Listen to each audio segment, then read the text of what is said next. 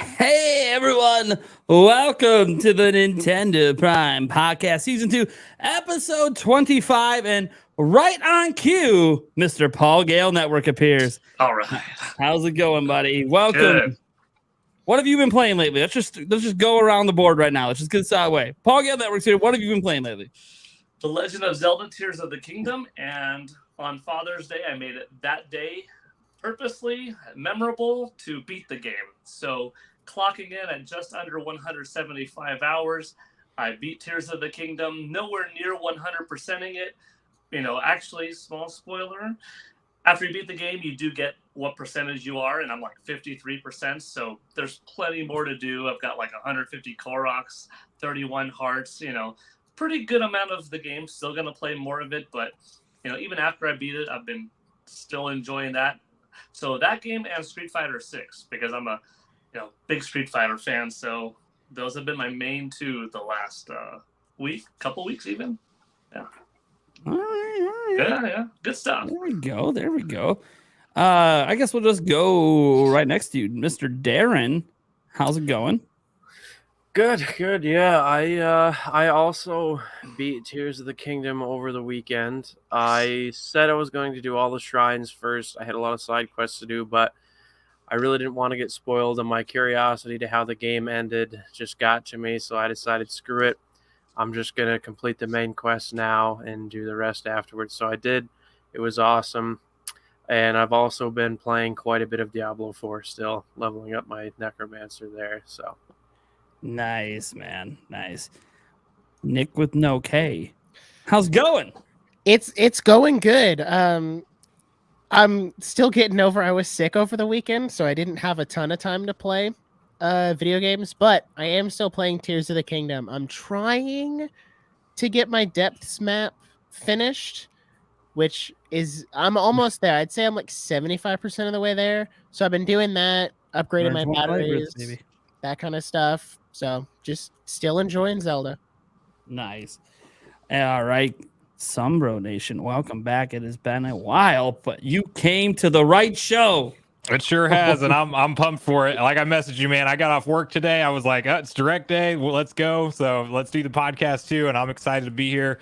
For me, it's like we're all Nintendo gamers here or something. I'm also playing Tears of the Kingdom, and that's about all that I've been playing since it came out. But I'm in a different boat. I'm stopping myself from beating the game, even though I am worried about spoilers. I'm right at where I can, but I haven't done it yet, and I'm hunting down. I'm trying to do all the shrines at the bare minimum before I beat it, but who knows? I may cave on that also and just go ahead and get it done with. But enjoying every minute of that. And then I will actually be picking up the physical version of Sonic Origins Plus, and in honor of the upcoming Sonic Superstars game that I'm sure we'll talk about briefly, I'll probably play through some of those classics again too, because I was waiting the entire time that game was released for a physical version, and it's finally here. Yeah. Nice. Eric, what have you been playing lately, buddy? Welcome. Yeah, right. I know you played something. Yeah. I was playing Tears of the Kingdom again. Poor guy. Yeah, restarting. $500 Prime Gaming Fest. So. Yep. Oh, that's a rough one. How many hours did you lose? 25 to 30. So it wasn't too far in. But for you, it took you like a month to know. get there. That's the problem. I did get my first temple though. So yay! There you go. Which one did you do? Wind, whatever it is. Okay, well those are two different temples. Yeah, those are two different. That's not what it is. Rito Vid. Okay, Rito. Okay, Rito, yeah. That's the one the game leads you. I was gonna be like, you just stated two at once. You know what? Nobody cares. I'm not a gamer. Everybody knows this. Yeah, apparently not. Yeah, right. Never played games in real life. Not a real gamer. That's funny. I have been doing paying attention to Madden at the moment. I have no idea where we are. Oh, we're in the fourth round. Cool. So I was in the middle of a draft in a money league, so I'm like, I kind of care a little bit. So I've been playing a little bit of Madden, just a little bit of Madden. Honestly, because I've been sick and dealing with some other stuff. But on top of that, Tears of the Kingdom finally, making some progress towards Lorelei Village. We're gonna go pirate hunting. We're gonna have some fun. We're gonna have a lot of fun. I got to see Yulia already do it, so I already knows what happens, and I don't really care because it looked exciting. I'm doing it myself. It's gonna be great. It was I really didn't do fun. it. I didn't do it the way we were supposed to do it, and I didn't figure that out till afterwards. So That happened. Eric, are you playing differently the second time around? Yes and no. I mean, I focused more on getting to the temple first, but because that's where I was almost to the temple. Literally, I was in the middle of the sky going up to it when I had to delete it. So I kind of literally, yeah, That's the worst. yeah. So I kind of focused on getting that more. Still hitting shrines here and there. So, but cool. You did get the paraglider, correct? You redid that part. Yeah. Okay. I mean, it's fine. People are showing it's possible to beat it without it. Yeah. It doesn't look fun. hard. No, it just makes, Doesn't look fun. It just makes travel a whole hell of a lot crappier. Yeah. It's kind of crazy that a game based so heavily around the sky will let you skip the paraglider. Like the fact that that's even an option is hilarious. Yeah. I want to see someone speed run that game, in like 2 hours without the paraglider. Right. Landing into every piece of water, making every kind of weird construct to float down and to pop up. And there's ways to do it. That's what's crazy, That's a cool thing. Yeah. Yep. So yeah. Also, strangely enough, been playing a little bit of World of Warcraft Classic. Nice. With an old buddy. So I've been having a little fun with that. I was a hardcore raider back in those days. Back when I didn't have kids, and honestly, I didn't even think about being an adult. I just played video games and worked. So yeah, it was pretty good. Pretty good times over here. But obviously, I have my week of not feeling great and all this stuff. Come out of it, and Nintendo's like, here's a direct. And not only here's a direct, like we had these rumors floating around, and then almost all of them were true, which never happens. Yeah, are we going to talk about how basically that entire direct, like all the big headlines were leaked ahead of time? I mean, by one person. By one person, yeah. By one person. Like, okay, I'm paying attention to you from now on, man. I got it. Cool. Right. I don't even know. I don't even know how to react to that. Like, it's whatever. You know what? There were a few things that didn't get out there, like the Peach game. Right. Now that one still was like, whoa. And I had some people in my chat being like, "Oh, that was the 2D Mario game he was talking about." I'm like, I don't think. No, that happened to me too. People were saying that same thing, and I'm almost positive that's not. And then it popped up at the end, and I was like, "Yeah, there it is, there it is." It must be gone. Nate's too busy playing Madden. No, I got it's my pick. I'm on the clock. I'm on the clock. That being said, we had a Nintendo Direct, and what I want to first start with is, what were your guys' initial reactions? Because some people hated it, some people loved it. So how we feeling? Let's get a temperature. I don't see how you can hate it if you're a Nintendo fan. Come on. That has something for so many people. But then again, like, what is the modern Nintendo fan? You could only love it for Zelda. You could just be the Animal Crossing or Splatoon fan. But I think if you're a seasoned Nintendo gamer, you like a little bit of everything. You enjoy some Fire Emblem, some Xenoblade, some Mario, Zelda, Star Fox, Donkey Kong. Maybe you don't always get everything, but you usually get a couple of things you enjoy. I loved it. I thought it was a fantastic presentation. Very satisfied with this. I was big on it too, and I was all positive, but I did say, if you're not a Mario fan, you probably were left wanting something more from the event. It might be Pikmin, but I feel like Pikmin and Mario, that audience probably crosses over a lot. It basically was missing like anything related to the maybe more hardcore Zelda and Metroid fans out there, which that's a large chunk of Nintendo's base as well. Not Metroid so much, but Zelda clearly now is. When I saw Tears of the Kingdom pop up, I was like, okay, if they're doing DLC plus all this stuff, like we're going over the top. I still thought it was great through and through, and I'm personally so pumped for the Mario titles. Like we'll get into the details, but those are looking awesome. And they had to your point, they had a ton there for everybody. But I could see some of the criticisms where, if you were just Zelda and Metroid is what you care about, or even JRPGs not focused on as much at this particular event, but this felt like a direct we needed to have to satisfy those other fans that haven't been looked at for so long. Look, to all you Zelda and Metroid fans out there, We literally just got Zelda. And by the way, they dropped the amiibo. So like we still got something Zelda. It's only been a little over a month. Okay. If there's going to be DLC, it's still announced it in September. And what if there isn't DLC? Okay, cool. That means we get the next Zelda game maybe even a little quicker. So it might actually be potentially a good thing. But forget all of that noise. Metroid fans, I don't want to hear it. Did we not get Metroid Dread? Did we not already get Metroid Prime Remaster Shadow Drop this year? I understand they announced Metroid Prime 4 in 2017. I get it. We haven't had a new Mario game since 2017. You've had already a new Metroid game. I don't want to hear it.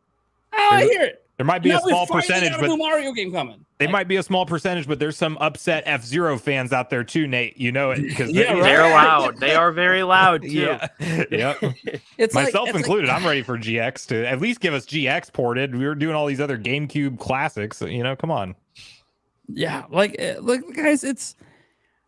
I understand that all of us individually look at things, you know, in a selfish light. I get it. If the direct wasn't for you, oh man. But like us Zelda and Metroid people have been eating good. We've been eating good. What are we complaining about? You go ask a Mario fan how they've been doing the last 6 years. Oh, here we go. We just gave you a new Super Mario Bros. U. Oh yeah, cool. We did Bowser's Fury with okay. They're just giving us old games. Bowser's Fury was pretty sweet. It was sweet, but think about it. Imagine that you were just given a demo for like the last 6 years. That's been your Mario. We're not talking about like a franchise that only comes once a generation. Like Mario. Look, guys, you can't forget those couple for sure. You can't forget those couple mediocre sports games too.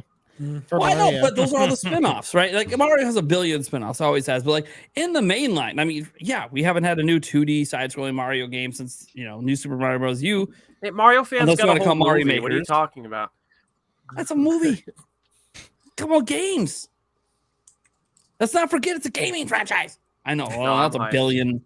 Yeah, no, might be a $2 billion movie franchise at some point in the future at this rate. I mean, geez, dude, like if people love this one, what the sequel might get more? Who the hell knows? But it's just Metroid and Zelda fans. It feels weird to throw Metroid in there, but it's actually been true the last few years. We've all been eating good. Anyone waiting for mainline Mario games haven't been eating good. So it's about time. It's about time, and it's not just that. It's about time. There's a lot of good games in this in this thing. Like, look, if you've been waiting for some of the top tier, obvious third party ports that should have already been here, hey, we got a couple of them coming. We got the Metal Gear Solid collection coming. Like, that's sick. That stuff's like not really Nintendo business, and now it's Nintendo business, and I love it. The Batman series, like the good one. Like we get 3. Let's go. It just makes sense. Like people forget. Oh, we got them on Wii U. Look, didn't work out. It didn't work out. I was a Wii U owner and a Wii U lover, but yeah, any Wii U games that are on Switch, that's a good move because obviously that console didn't sell well. I will say, as far as the Direct and it being a mixed bag, as someone who's not really been a fan of the Pikmin franchise, now that 1 and 2 are coming to Switch, I'm ready to hop back in and try it again, especially with the new Pikmin coming out. So, you know, there's something for everybody.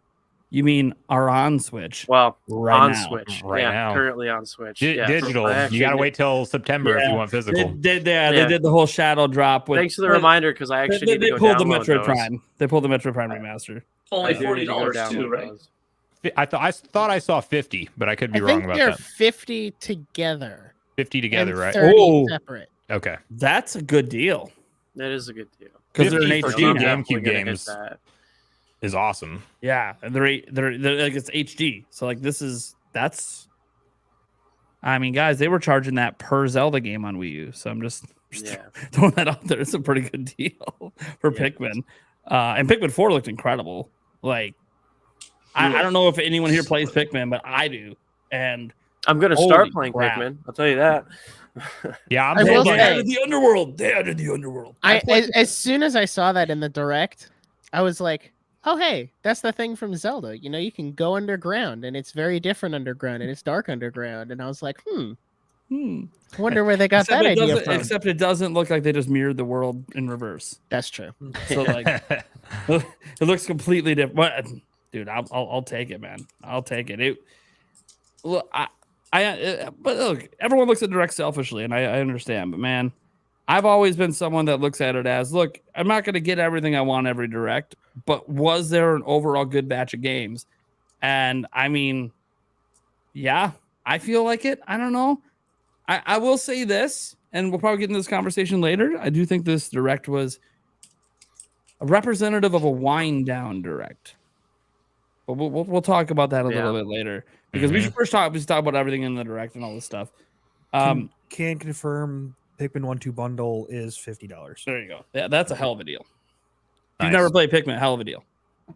Or if you only play Pikmin 3 Deluxe, because that's the best selling game of the series. They sold me on getting into it because I played 3 very briefly, and I'm ready to literally just have the whole series on the Switch just to pick up and play and get into, and I'll try to do as much of it as I can before 4 comes out, but that depends on how everything else goes time-wise. But still, they did a good job presenting Pikmin and then saying like, hey, by the way, if you really want to get into this series, you have the access to play everything across the whole history of the franchise. I think that's awesome. I think it's going to be their Kirby and the Forgotten Land moment, where it's the best-selling game in the franchise. Not saying a whole lot since it's only 3 million tops, but this should be like a good 4 or 5 million seller, hopefully. But it looks really solid, really well polished. Yep. Good visuals, customization options, multiplayer out of the box. Not in a deluxe port, so strong. Yeah, I mean, when we were 18 minutes into the Direct, you see it in my live reaction, I had to remind people we're not even halfway done, and I'm already happy. Yeah. Like, that was a great start. Now we did get to the middling where they're showing us a bunch of games you probably haven't heard of. Throwing Just Dance in there, a game you have heard of but probably don't care because it just comes every year. If you like Just Dance, you're buying Just Dance. So you think you already know by now. You don't need a Direct for it, but they got to keep the partners happy. But what I didn't expect was the bird dance game. Now that one, that one, the pigeons. That's right. Pigeon rhythm game. Pigeon, yeah. Who pitched that idea and got away with it? It looks funky. It looks funky. We've seen it before. We've seen it before, but it's the fact that we're seeing it again. Yeah, that's the again. Honestly, it kind of looks funky and fun, and like if you're with some friends, it would be hilarious. But I don't know. You know what's funky? Fall Guys vibe. You know what's funky, fun, and wasn't in the Direct? Everybody's 1-2 Switch. Yeah. How the game comes out like next week? What is going on? I watched the little gameplay thing they put out yesterday. The Japanese one, yeah. I think it could actually be fun if you play it the way it's intended to be played with a lot of people. Outside of that, I can't even believe it didn't even make it in the sizzle reel. Like it's just it hasn't had any advertising. It hasn't had any advertising in the US. The only thing was one little video they dropped in Japan. This is the game that they're just not marketing. I think was that trailer not in the US also? I thought it was. I think it was posted by the US account. But it was an event in Tokyo. To me, it seemed like, because I thought that dropped for Nintendo of America yesterday too, but to me, it seemed like they got it out of the way before the Direct. They were just like, people are going to wonder what's up with everybody 1-2 Switch if we don't feature it before the Direct. So let's drop this thing like literally less than 24 hours beforehand. So we can bury it with 50 trailers. Yeah. Yeah, Nintendo of America posted it. Yeah, Nintendo of America put it up. We can bury it with games that are actually going to be buried it. They developed it and they're like, where can we fit this in the release schedule? And so like, it's just really 12 nowhere. hours later, let's bury it. Yeah. It does technically have more views than some of the stuff from the Direct so far, but was out a bit longer. We'll see. I think people just were like, what is this? Why? Mm-hmm. Why? You know what? It's getting views on the why have we not seen this until now? I've never known Nintendo to have a first-party developed game, have a Direct happen a week before it comes out, and just not put it in the Direct. It really speaks to all those reports about how poorly it tested and how little confidence Nintendo had in it. The fact it's the first party published game, it's being sold at $30, and then the marketing lead up we've seen there, there's maybe no truer statement than that is just them developing or getting back any development costs that they can for it. It's that's also part of the. Well, here's what I don't get, right? Like marketing wise, okay. They haven't really spent like hardly any marketing budget here, so I get it. Like we don't want to put marketing into it because we don't think it's going to sell well, so we don't want to, spend more money on something that isn't going to sell well and just increase the budget deficit. But a direct is not a budget deficit to throw together a trailer. Like, it's just not. It's just not. You could have took even a clip from that video and threw it in there for 30 seconds. Like, it's just. Whatever. Did you by any chance watch the Japanese Nintendo Direct or one game in particular? No, I didn't catch it. No. So there's a title, you got to check it out. It's on YouTube. It's called Mamida Bakaru. I'll type it in the chat. It looks like it could definitely have fit in the Nintendo Direct, but probably wasn't because it wasn't dubbed and maybe it being a little Japanese centric without an English, voice over. That's my guess that it didn't fit, but otherwise the game looks like it could totally be in there with action platforming. If you like Super Mario Odyssey or Goemon Mystical Ninja back in the day, you would like this. So check that out when you have a chance, because it's a really good one that most people watching the US Direct have no idea of its existence. Might be a fun video, Nate. Well, there you go. You're trying to give me content ideas over there. Give you content. We'll do a reaction to this game and see. Dang, that's pretty good. You got the title and thumbnail right there. The missing Nintendo game. Missing game from the Nintendo Direct. Missing game from Nintendo Direct. Bam. Yep. But it's a really cool trailer. I was impressed. I think somebody mentioned it in the chat too, where they said the same thing. Yeah, Sam West says Goemon's spiritual successor. That's how I saw it when I watched that trailer earlier today. Dang, reminded me of Goemon. Other people saying Goemon should have been left to die. Well, we all have opinions. You know what did happen? We got the Scarlet and Violet DLC stuff in here. And I know a lot of YouTubers' reactions because mine was like, hey, this is cool. Can you just promise the update that you said would happen for performance? But you've clearly just swept that comment under the rug.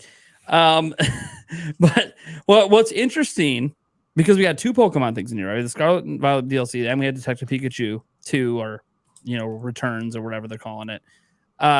What's interesting, I don't know if you guys knew this, there has not been anything Pokemon beyond NSO stuff in a Direct since Pokemon Presents began in 2020. So this is the first time. So like there was a lot of Pokemon fans that were like, oh yeah, there'll be nothing in the Direct because they replaced it with Presents. And all of a sudden, we announced a new game, and we gave you the Scarlet and Violet DLC details that a lot of the fans wanted. And which I will say, did anyone feel like that trailer was just a little weird? The Pokemon one? Just how it was presented, not what was in it. It kind of felt like I was watching a movie trailer. That music and it was weird. It didn't do anything for me in terms of hype level for the DLC, which I thought was interesting. I didn't really think about how it was positioned or put together, but I do remember just like, I mean, it's in my Direct live stream. Like I was just kind of like, that doesn't really make me any more excited for this DLC one way or another. I don't know. Yeah, well, I would have. Hey, included is the performance improvement. Yeah. That would have been, there we go. Now I'm excited. Oh, I have to, but then it's like, oh yeah, but you have to pay for it. Now that better just be an update that comes with the DLC. You don't have to pay for it. It was cool to see though. That did break, to your point, that idea that since Pokemon Presents was here, because I was shocked that it opened up with Pokemon to begin with, just because of that exact reason. There, you start to set those expectations of the Pokemon's not going to be part of a Direct anymore, and now you're not going to know what to expect because it might show up in any given Direct. Well, and my fear when they initially showed it too is I was like, if they have to put this in, this Direct is in trouble. That's what I thought too. Is it's weird because there hasn't been anything Pokemon, and I'm like, are they just trying to fill time. They're just putting DLC. It's going to be. We already know there's a bunch of DLC. It's just going to be a DLC direct. Thankfully, that wasn't the case. We did get some DLC stuff, some good stuff.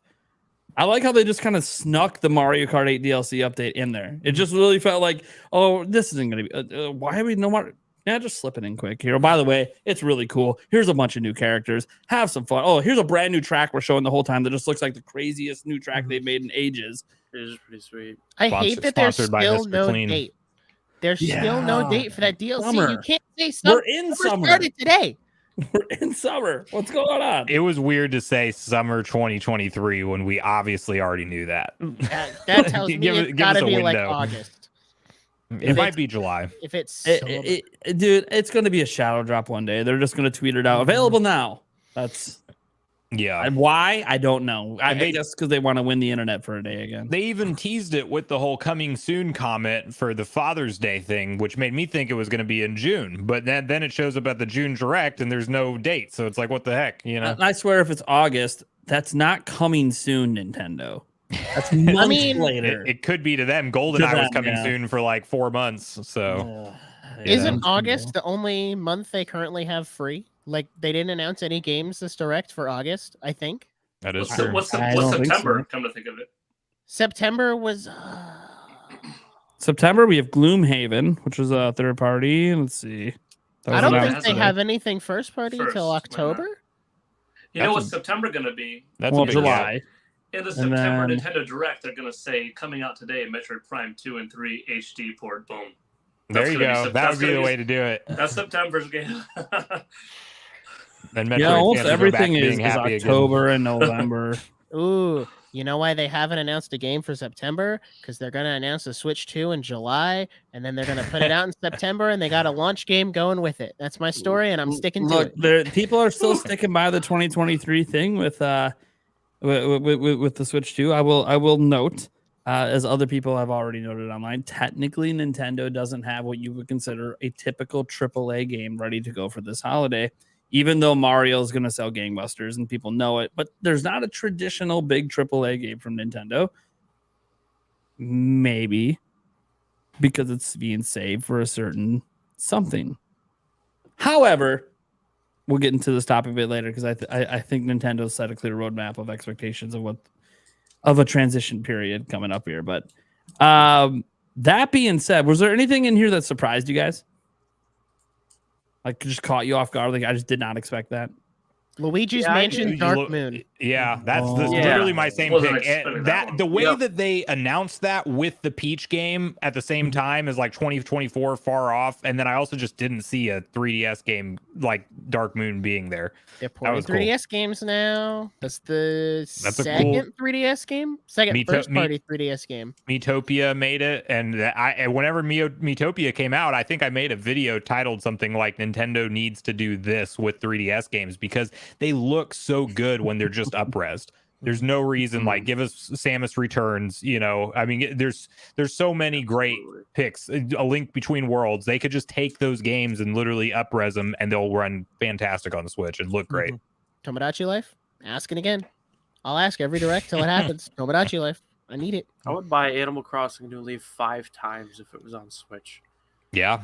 Well, that's a great point. They should. I mean, why would they not do that? That seems like easy money. I would sell my digital copy of New Horizons to buy New Leaf.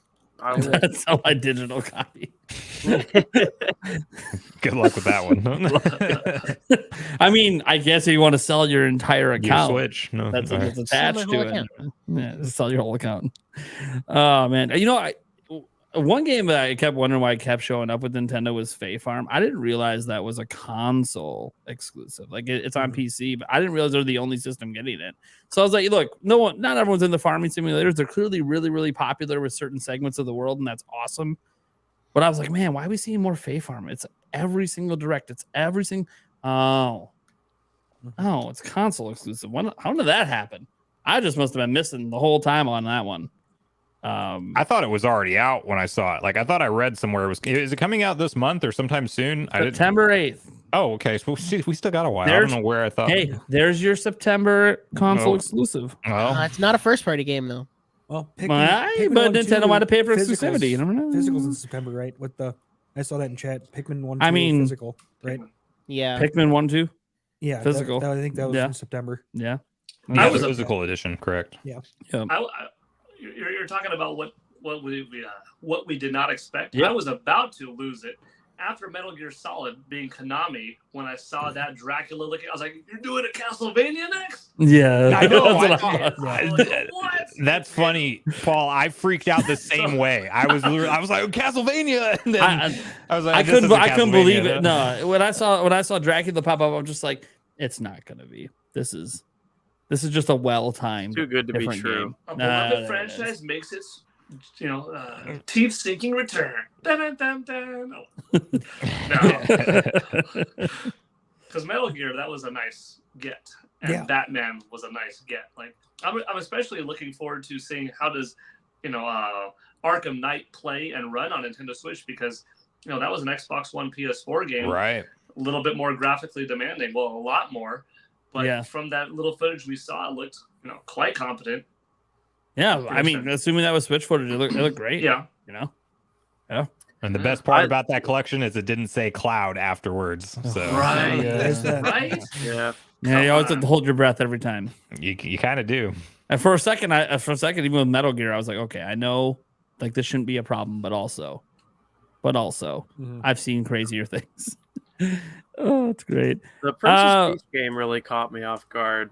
And Yeah. I was a huge fan of Super Princess Peach on the DS. I played and beat that game when it came out.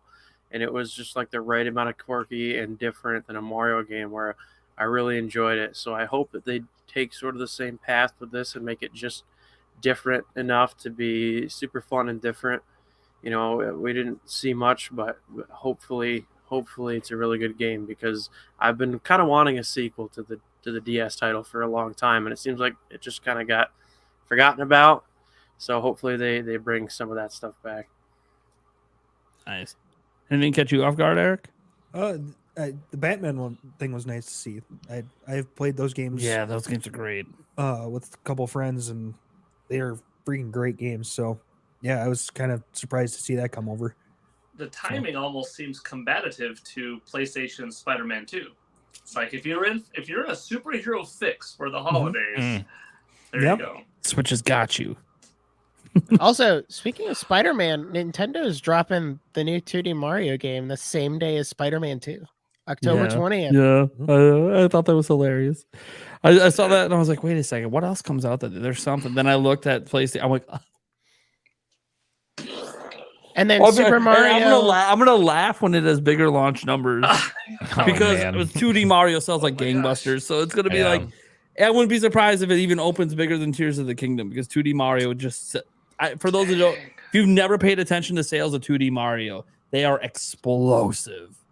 So, oh boy. Super Mario RPG also drops the same day as Persona 5 Tactica, which is rough for me because I want them both. Yeah. So that'll be a busy day. Yeah. Here's one that got me. Maybe it's just because I don't know how many people played this particular one, but the Star Ocean second story arc. Oh yeah. I didn't play that, but oh my god, the presentation style of that HD 2D but in 3D. That's crazy. They're just like, oh, it's HD2. No, it's HD2D3. Wait a second. Well, what's the difference? Oh, well, that is. Yes, I love to see that style of game. That's such a unique, creative thing to do. That sold me on picking it up, and I'm like I said, I've never played the original, so the original was great. Oh man, I can't wait. That became a day one buy the moment they showed it and they looked at it like it did. I was like, no way. So that's the evolution of HD 2D. I was wondering, it's like eventually people are gonna get bored of HD 2D. It's all kind of looking samey, and then, well, there you go. There's the next evolution of it. Now everyone's gonna start doing this, but. A lot of people were like, "Oh, if they could just do Chrono Trigger like this," I'm like, "That's cool." I told you guys it wasn't going to be in this direct. I'm going to start listening to a certain guy with a Z in his name. Chrono Cross should have looked like this. Yes, that would have fared better, because, like the 2D SNES games, they have a certain way that looks good in that HD 2D. but the PlayStation N64 era, well, N64 didn't really have too many RPGs, but so like the PlayStation RPGs, when you want to update them, doesn't really translate the best into pixel because they weren't. It was low poly.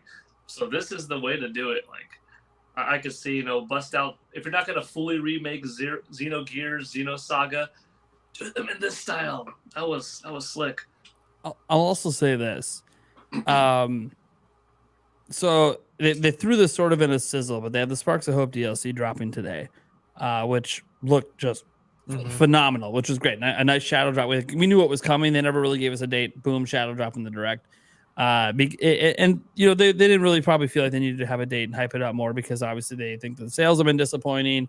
And apparently they went against what Nintendo told them. Nintendo told them they should have saved it before they released it. They said, hey, you should save this, do a one per platform. It'll perform better that way, because Nintendo felt like it was that kind of IP. Now, Mario does more than one per platform and can do well too, but Nintendo themselves just told them this style of game just feels like you do this once a gen. So it does, by the way, sound like we will get another one, that they're not going to abandon it, because I think they're going to try with a new one on the next platform and see if they can bounce back, which is encouraging, by the way, because I thought they might actually just be done with it, but no, I guess not.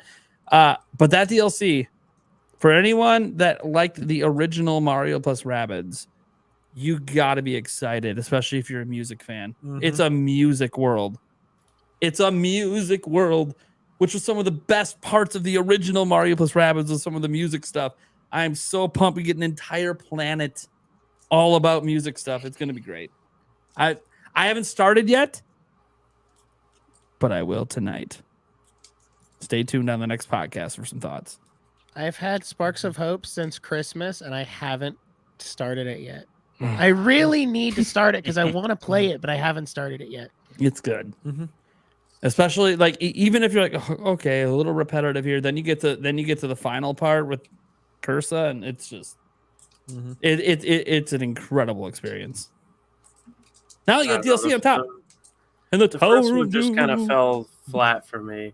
Like when the second one came out, it wasn't even on my radar. Not my kind of game, but I'm glad that there's some DLC dropping for the fans of that franchise because it looks cool. I wish I liked it, but just not my game. And look, Eric's pointing to himself now. Oh yeah. Like overall, I prefer the first one over the second one. But the second one is still so good. Like it's really such a quality game. And I appreciate that they took some risks with it. And Ubisoft doesn't always deliver the goods, but so far 2 games in a row in this new franchise they created, they've delivered the goods. So I can't wait for whatever they try next on the next platform, but it's good. Because I have no idea where they go from here. They're just gonna pull some. I'm sorry, they got Rosalina. Like I don't look. Like I don't really know where you go from here. But it's gonna be. I know what it's gonna be. I don't even want to bring it up because I already know what direction they're gonna go. I'm gonna leave this alone. It's too obvious. It's too obvious. They have to do it. Spill it. No, spill it. It's just obvious. Like it's just no. We're gonna keep that one inside. All right. So, man, there's so many directions we can go talking about the direct. Do you guys have anything in particular that you want to specifically touch on?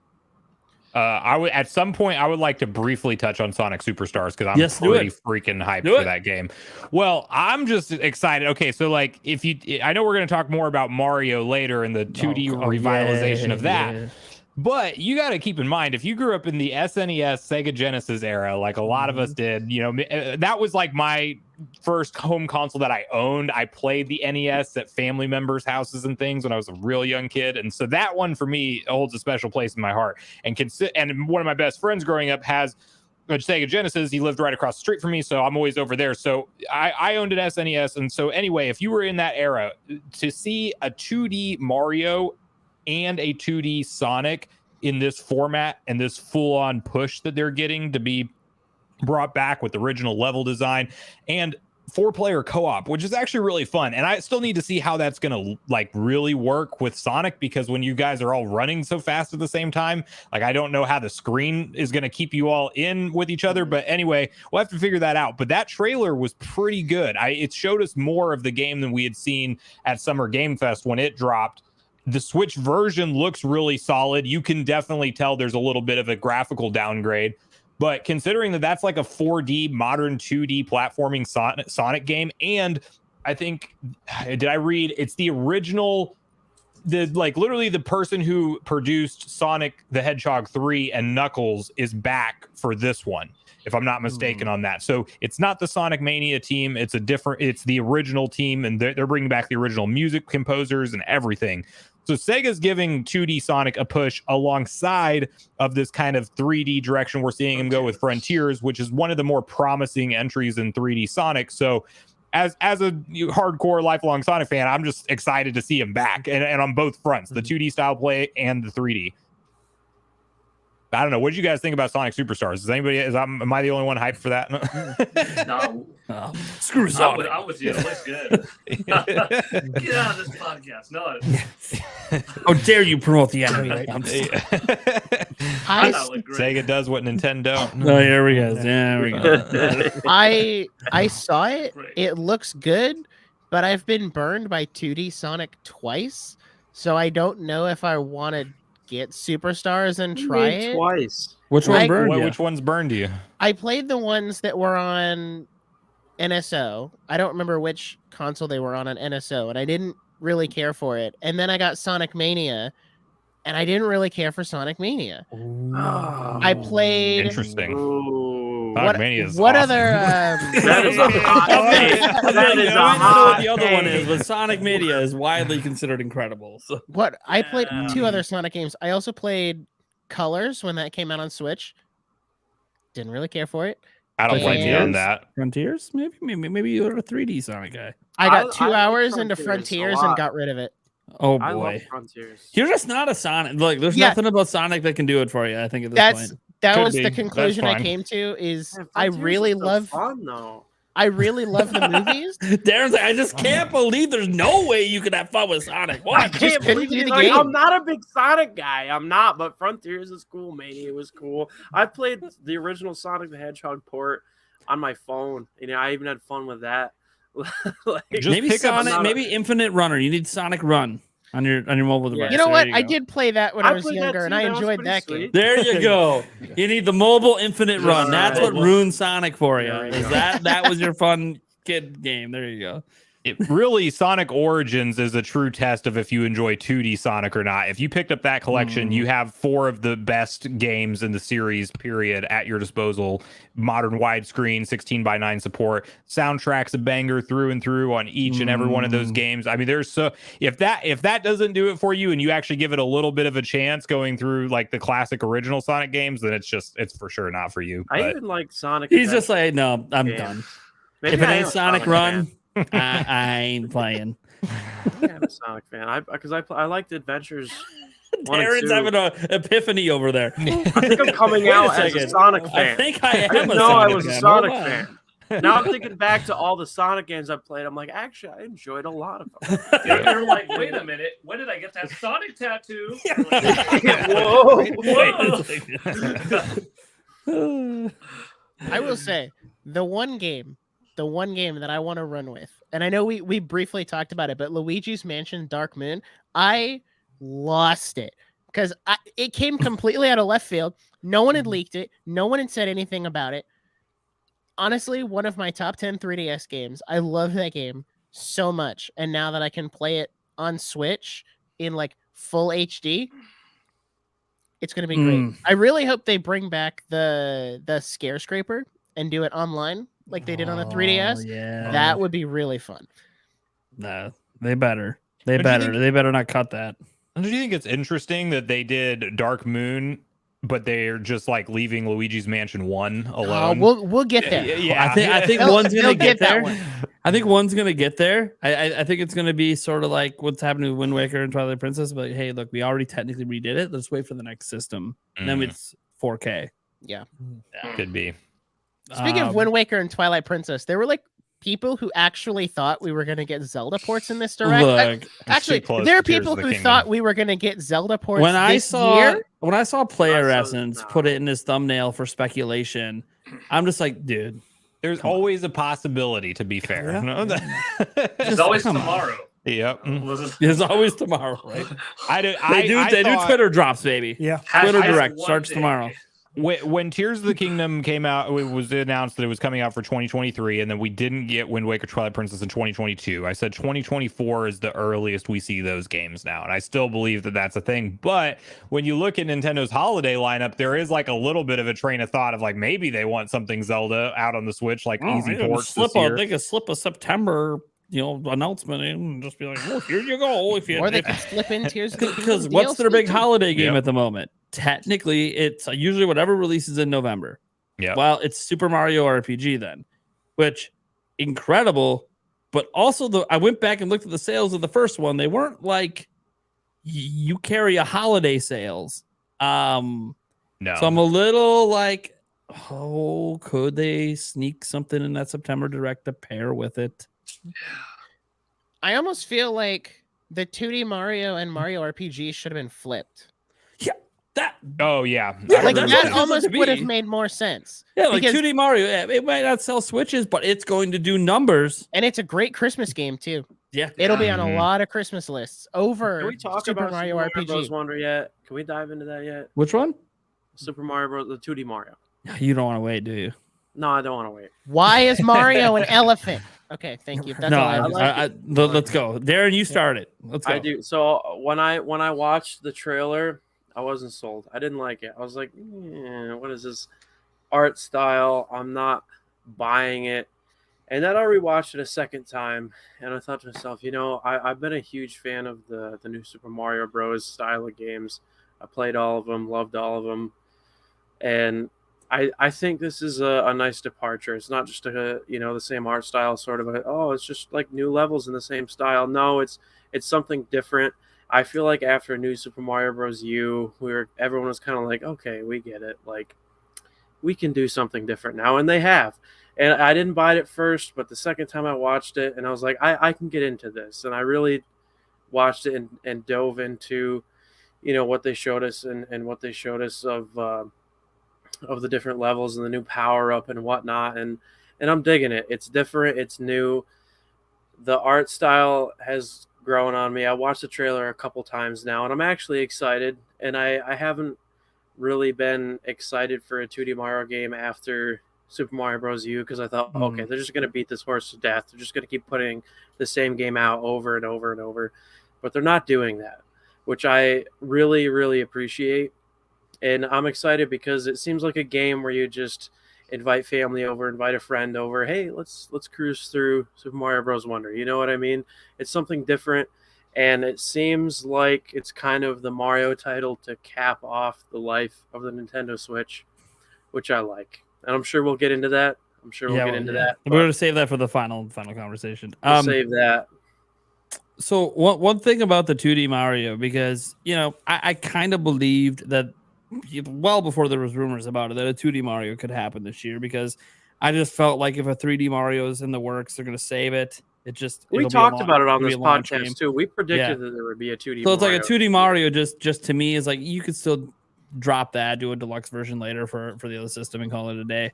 But so I did worry a little bit that because this is Nintendo's fault, because the way they handled the new Super Mario Bros. Series of games just kind of felt like we're just putting one out because it's going to sell. We're not putting a ton of creativity into it. And I was really worried that they were just going to shove a 2D Mario out there just to get a 2D Mario out there because they want to sell some games. And this isn't that. This looked like something that had a lot of love, a lot of care, a lot of ideas put into it. They might have spent, some actual pretty solid development time on this one. It wasn't There's just a something they lot of tossed Nintendo together in a year. in this trailer. Yeah. And get that giveaways beyond all the new power-ups and the crazy things happening in the world that we haven't seen happen in 2D Mario before. Yeah. They added voice acting, and it sounds good. Yeah. Like it caught me off guard, and then it caught me off guard how good it was. I'm like, wait a second. Coming off the Mario movie, you threw let's go. Is voice acting just going to be a thing? And now that it's in this, what about 3D Mario? That's getting my mind going that you're bringing voice acting in full to the Mario series now because of the Mario movie. I'll take that. Right, we get that. I did not expect that. We get that 4K 3D Mario game on Switch 2 with voice acting. Oh. Like, I mean, hell, they can even have Chris Pratt do the voice of Mario again. It's fine. Okay, it's fine. hold on. He's Sure. look.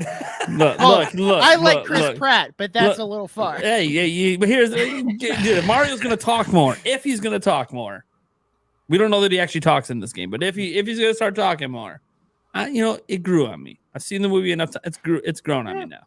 It's grown on me. I now. didn't mind it at all. Whether or not Nintendo would ever want to put that kind of budget behind the voice of Mario, when he might just say "Wahoo" every now and then. I feel like Chris Pratt's Mario voice grew on me when I heard Charles Martinet in the movie voicing other characters. I was like, okay, they had him in there, so that's cool. And then I was like, I accepted Chris Pratt after that. Well, that and I don't know. Anyways, let's save that for another topic for a different podcast, because I do want to talk about movie stuff more, because it sounds like we're going to have a universe of Nintendo stuff coming out. So that's gonna be a fun topic in the future podcast. Because Chris Melandri, whatever his name No, is, he didn't say there won't be more. No he just Zelda debunked movie. the Zelda one. He just quote unquote debunked it. Well, he said Illumination is not working on a Zelda movie. Yeah. He never said Universal's not working on a Zelda movie. So he's like, the rumor's false because it said Illumination. Wait. Or because we can't announce it yet because we have investors that we have to. Yeah. Or maybe the ink hasn't dried. The ink hasn't dried. We can't talk about something the ink hasn't dried on, and Nintendo themselves hasn't put out there. A lot of those little white fibs that go out there because they can't really, like, it's one of those you just shouldn't address it, but he did, so whatever. What I found interesting though about this 2D Mario, and this is what stood out to me, that man, they really put a lot of effort into this, is Mario is extremely animated. In all, more than any other 2D Mario I've ever seen. He's so expressive. The hat is doing different movements based on what you're doing on screen for literally no reason. There's no benefit to it. It just looks right. Can we talk about how he holds his arms behind him when he runs now? Like super, like literally almost Sonic style, but also like throwback to like Super Mario Bros. Kind of. But this looks like they just said, like, make the most creative out there, like, let your creative juices flow Mario game that you can. And that team sat down in a room and decided to just deliver on every single expectation.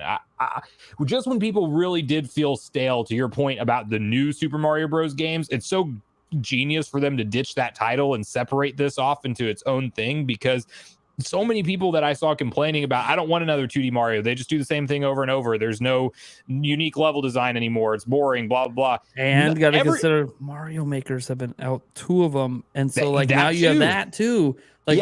And this is showing things we can't do in Mario Maker, which is awesome. Right. Well, that's what it was a breath of fresh air. And I didn't see anybody complaining about this 2D Mario, like in videos where I was talking about the possibility of a 2D Mario, and everybody just, I don't want a 2D Mario. We're done with that. The 2D formula is done with. They should move on from it. They're just going to use Mario Maker and just make 13 levels in the world. It's legit. And now I see everybody hyped for this game, and I'm like, that's Nintendo at their finest. They're making the pipes dance. They're making clouds rain down little mini got this black and white dark thing going on. Elephant Mario, what is happening? Got the rails that you grab Well, onto. it's so- Dude, he's rail grinding. Yeah, exactly. Yeah. and vertical, and and he's running fast, like you're going from top to bottom, and super fast platforming. Like they're throwing everything out there.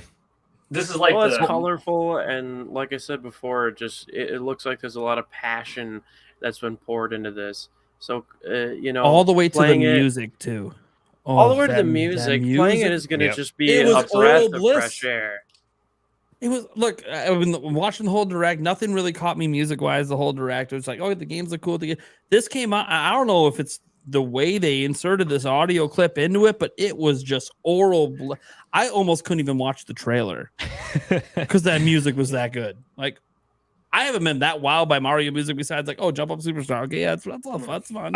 I love the spot when the sheep or whatever he's on are running, and it looks like you're about to hit the goalpost, and then they're just like, nah, you're not done with this level yet. I love that. It's that just little curveballs like that. And then if you notice too, whenever they're going through like the overworld very briefly, it looks like it's like shifting perspectives around you as you go. Like it's not just to make it different. Just different. Everything about it feels Playable different. Daisy too. Yeah. Yep, playing Daisy. That's which true. Is sweet. I think if people saw that this could be like Donkey Kong Country Tropical Freeze, and they would have the ambition of like, oh, Nintendo could change it up like they did with Super Mario World 2 Yoshi's Island, and how that looked totally different than Super Mario World or Mario 3. Then they would have been more hyped for a 2D Mario. Like the new series was fine. It ran its course though, maybe a little too long, but this is what was needed, and this shows Nintendo's art team and their potential. They know how to make good games. You throw in a new graphic style and you have a bigger budget with more animations, like this is going to be a top quality game. And kind of to piggyback of what Nate and Nick were saying earlier, almost feels like this and Mario RPG should have been switched, unless if, gosh, could something else big be their November-December title? Because Mario RPG doesn't feel like that. Yeah. Oh, this is when they announced November 17th, November I was like, what? Mario is big enough to be the Black Friday game. But I'm excited for Wonder. Super Mario RPG. But yeah, me too. But didn't I was Odyssey scared. release in October? Yeah, but do you know how packed 2017 was? 2017 was packed. Yeah, that Like, was let's crazy. just- The first year of the Switch. Let's not worry about when games came out in 2017. It was system seller after system seller all year long. this year does something that Nintendo's only done 4 times in the last 37 years, and that's have a Mario, Zelda, and Metroid in one calendar year.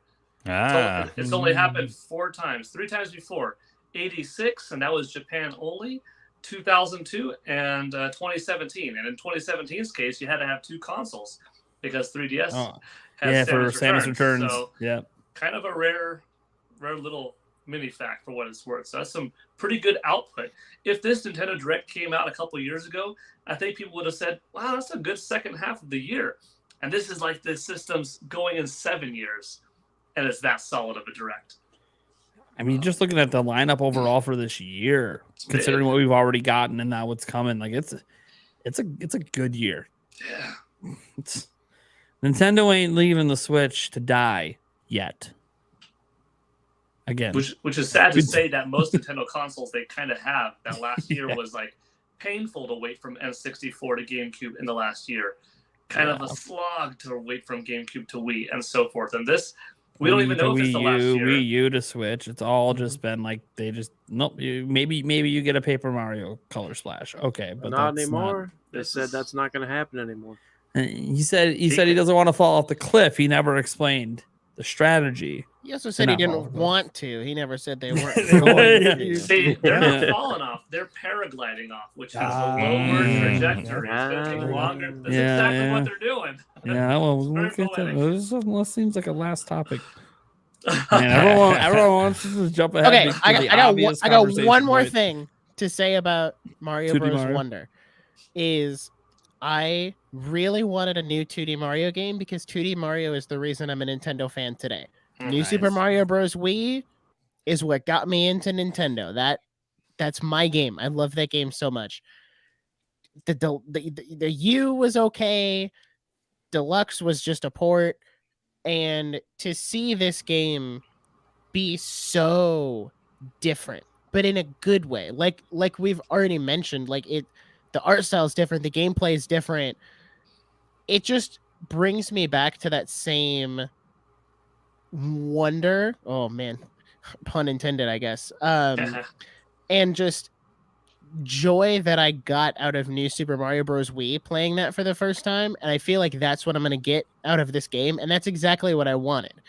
It also feels like it is a lot more animated, and they changed up the art style, and it feels like, to me, they've found a perfect mix between how Mario looks in the movie and how he looked previously in the game. So if you came from the movie, now you have this game where he kind of looks like he does in the movie. Or if you've been a fan for a long time, he still looks exactly how he looks.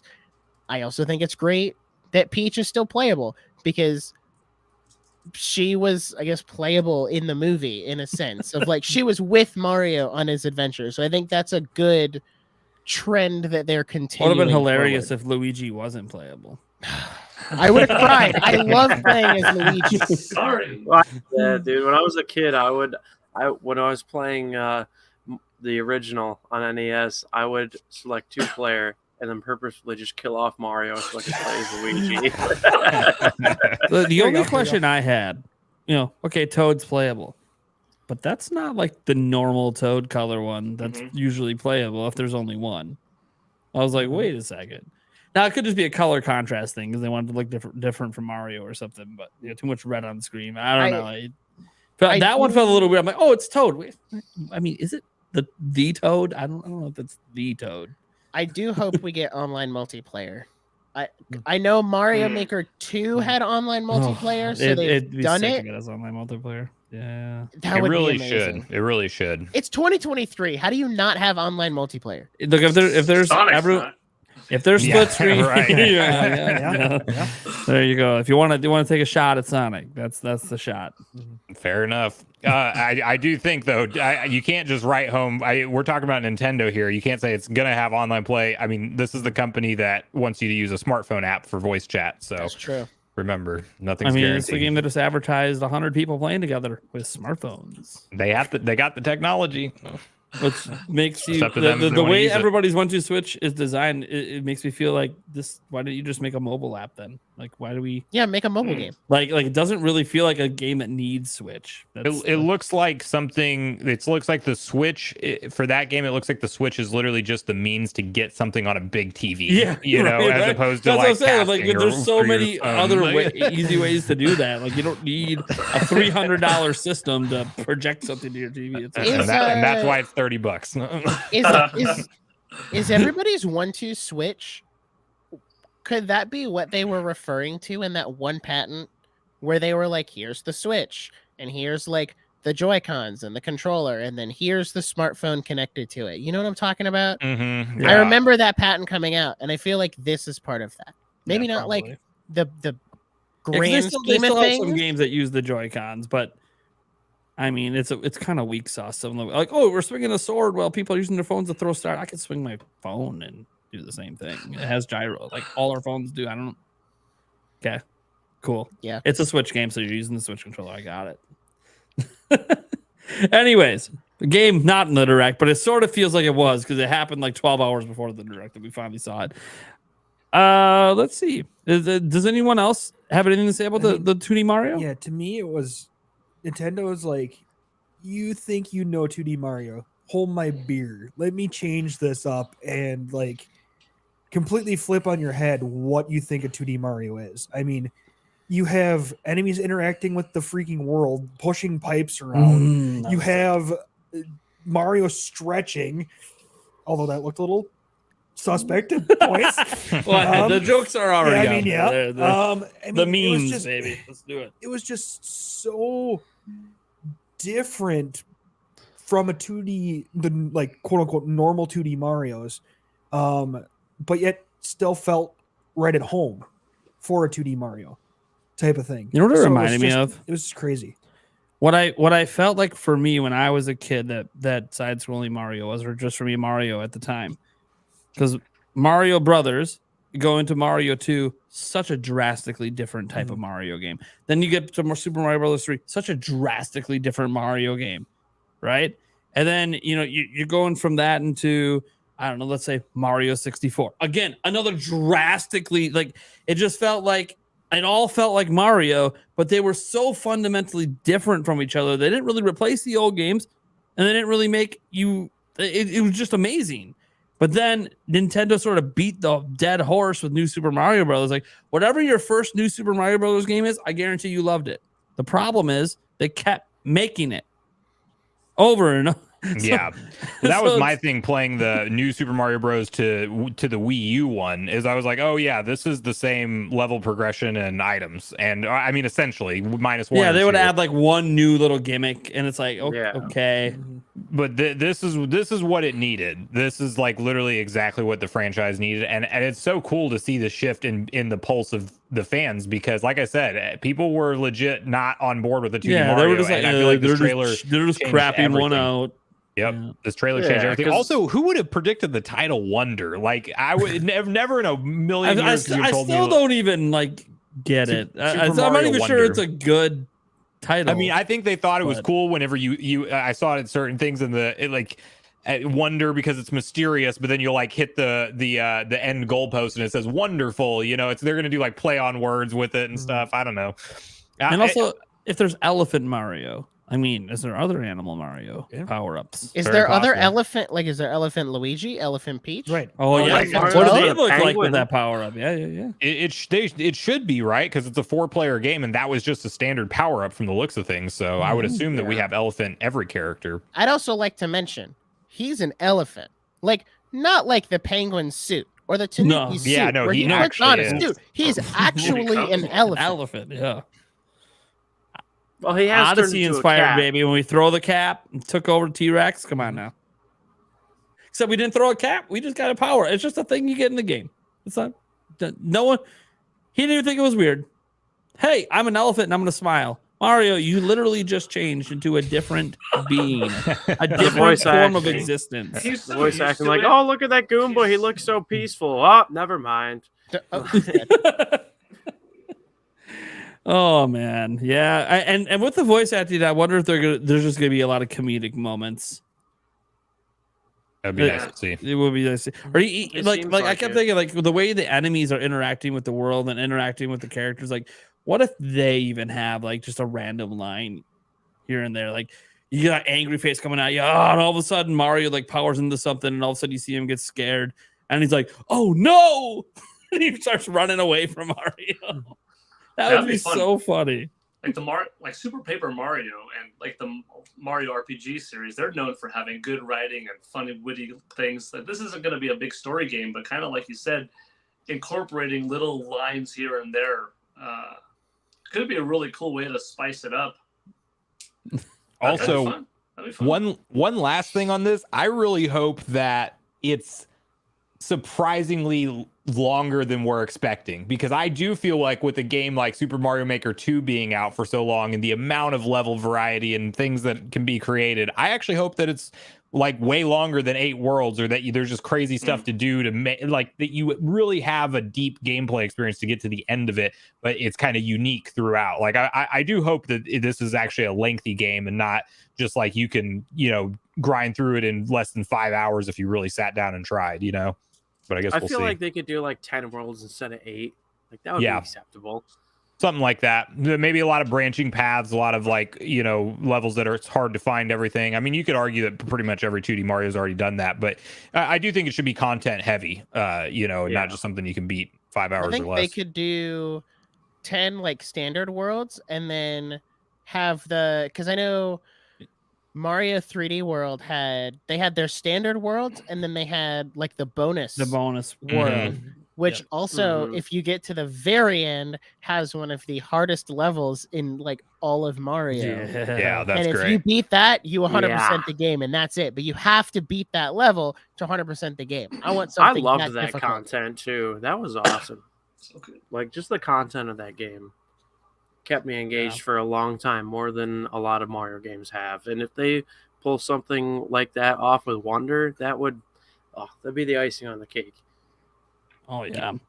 Some kind of secret world, like almost with a throwback to like Super Mario World, where it's the hardest levels and you have to do like the special star world first, but then you get all those crazy named like tubular levels and whatever like they thought was cool in the 90s, and it was like just a stretch of these crazy difficult levels, and I would love to have something at the end of this Wonder game like that as well. Yeah. So let's see here. Is there anything else that the rest of you guys wanted to particularly talk about? I know that some went Sonic, Darren couldn't wait, so we went Mario. I want to throw one game that wasn't in the Direct that everyone thought was going to be in the Direct. Persona 3 Reload was not at the Direct at all, despite the fact that Atlas uploaded a trailer that had Nintendo Switch in the description, and there have been like 4 retailers that have a Switch version, but Nintendo won't announce it. So someone's wrong. Either Nintendo's wrong for not putting in the Direct, or Atlas is lying and it's not coming to Switch. And we still don't know. Or Microsoft could have paid for some kind of visibility. I guess that's true, but they announced the PlayStation version. Yeah, the PlayStation version's in the trailers. Yeah. I wonder. It's going to be a Switch 2 exclusive. 4K 60 FPS. Look, it would be weird with Persona, but it could be one of those things that it's just coming to Switch later than the other versions. And we've seen that with a lot of third-party games. It very well could need additional development time, like graphically, because it's quite a bit more impressive than Tactica. Yeah, it's also a lot more intensive than Persona 5. So and I mean Persona 5 runs great on Switch, but they did advertise in the Xbox trailer. I think it's either 4K 30 or 4K 60. And as soon as I saw that, I was like, oh man, that's gonna be rough. 240 30. 240p 30. Let's do it. Yeah, Atlas is the one confusing because they've had a couple things. One thing popped up on their website as well. Like either Atlas is just really bad at hiding that the game's coming to Switch, but at a later date, and they just keep messing up with how they're putting out pages and putting out information, or someone's just making a big oopsie and it's not actually coming to Switch, and they're just copy pasting Persona 5 Tactica stuff into, because that happens. But who knows? I mean, they did. I would love an explanation. This is the same company that dropped the trailers by mistake early before the Microsoft showcase, so it's very possible that they leaked. They're just fat fingering the keyboards over there, just accidentally hitting all the wrong buttons, and somebody typing out the descriptions like, "Oh, Nintendo Switch," and then wait a minute, it's not coming to Switch. Bill, didn't you remember to take that out? And then nope, I didn't. Well, it's already live. Oh, it's already all over the internet, though. Yeah. Well, at least I didn't leak the trailer, so get off my back. Yeah, very well could be their internal conversations right now. Apparently, all the achievements for Persona 5 Tactica leaked today too. So Atlas just can't keep anything. Yeah. It's just like Ubisoft, they're for some reason everything leaks out of their neck of the woods too all the time. There's like no secrets with that company when it comes to what games are coming. Maybe Retro Studios needs to hire Atlas to help us out for Metroid Prime 4. Like, just come on. That'd be great. We'll get some piece of information at that point. There's a part of me that, and this is my last thing about the Direct. There's a part of me that really hopes that the Super Mario RPG does well, so Nintendo remakes one of the Mario and Luigi games. Yes. Mm. Bowser's Inside Story is like one of my favorite Mario games ever. I need to see that game to death. So is there anything else you guys specifically want to touch on before we get to the pressing last topic? No? I briefly mentioned it. Not that it was a big deal, but Prince of Persia and Mortal Kombat 1 were not here. Nope. Yet we know they're on the way, so would have been nice to see the latter of the two, particularly how it's running, or kind of both for that matter. But yeah, they're on the way. So well, Prince of Persia is 2024 in January, so I could be. That's so that January 18th, 2024. So that one I kind of figured they might wait for September, and that's fine. Mortal Kombat 1 was a bit more of a It comes out in 3 months. They held on to the other version, like when MK11 came out. That was one where they weren't showing it until like the very end. And it actually looked and ran. Yeah, they made everyone be like, "Oh man, the Switch version must be that bad. They're just hiding it." And then no, actually, it was really damn good. So I mean, this is probably going to be really damn good again because the same studio bringing it to Switch is the one who did Mortal Kombat 11. So it's like, well, yeah, it's probably going to be really damn good. But again, why can't we advertise the Switch version? I don't understand. It's not like people on PlayStation 5 are going to confuse the Switch version trailer for their version. I don't. No, they're very sticky about that. They know. Anything that's not theirs. Oh, here we go. Let's get the petition up. Sorry. I would like to say one quick thing that was surprising to me with the Pikmin 1 and 2 shadow drop. I kind of feel like Nintendo's maybe setting a little bit of a precedent right now with GameCube games and how they're willing to shadow drop them the day of, give us a physical release later. And that might be the exact same style that we see them do Metroid Prime 2 and 3 around the corner as well, even though Prime 3 is a Wii game.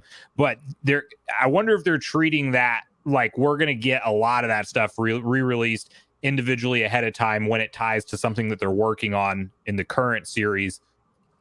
And that's just what they're going to do before we can even ever think about GameCube being added into NSO. Maybe that's way further off into next gen than we realize. You heard it here first. Sumbro just teased Metro Prime 2 and 3 Shadow Drop in September. I mean, if they're HD, like what Pikmin 1 and 2 are, they're just the HD versions of the GameCube game. So if the rumors are true about Prime 1 Remastered only getting the big boy remaster, quote unquote, it could very well be that's how they come over. So we'll see. Cool. So Samuel A did a $5 super chat that helps us transition to that final topic. Speaking my language. With the holiday lineup looking relatively light. Interesting wording. Do you think this direct may hint towards the Switch 2 coming sooner than expected? So, perfect timing for this, since we were going to transition to the last topic, which is sort of what does this mean for the roadmap for Nintendo and things like, because one of the feelings I got coming out of it, maybe it's just because I talk about Nintendo every single day, but looking at this direct and looking at the holiday and going, yeah, 2D Mario is a big deal. It's legitimately a big deal. That game's going to sell gangbusters. But they didn't position it as the holiday system mover. They positioned it as the month before, which is fine. They've done that again. Did it with Odyssey, did it with Luigi's Mansion, but they also had like other games coming out that could move the system in the following month. And this time they don't, at least yet. Again, we have probably another direct before holiday, so who knows? They might shock us with something that they're just keeping in the barrel.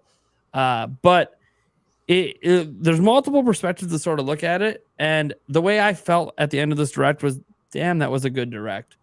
Also, the things that make it good are the same things that make me feel like it's winding down. There wasn't that Tears of the Kingdom. There wasn't that Metroid Prime 4 even. There wasn't that big, like, been highly anticipated or would be a super anticipated game for a long time. It's just here's a lot of really good stuff, bunch of remakes, bunch of ports, bunch of remasters, and a few really, really good games, but not ones that you would think, not ones that drive the hype. Like the 2D Mario is great. It's not Mario Odyssey hype. Mm-hmm. It's just not the same. It's not the same levels. So it kind of felt like, because after Tears of the Kingdom came out, it's like, when is that next big hype driving game? What's it going to be?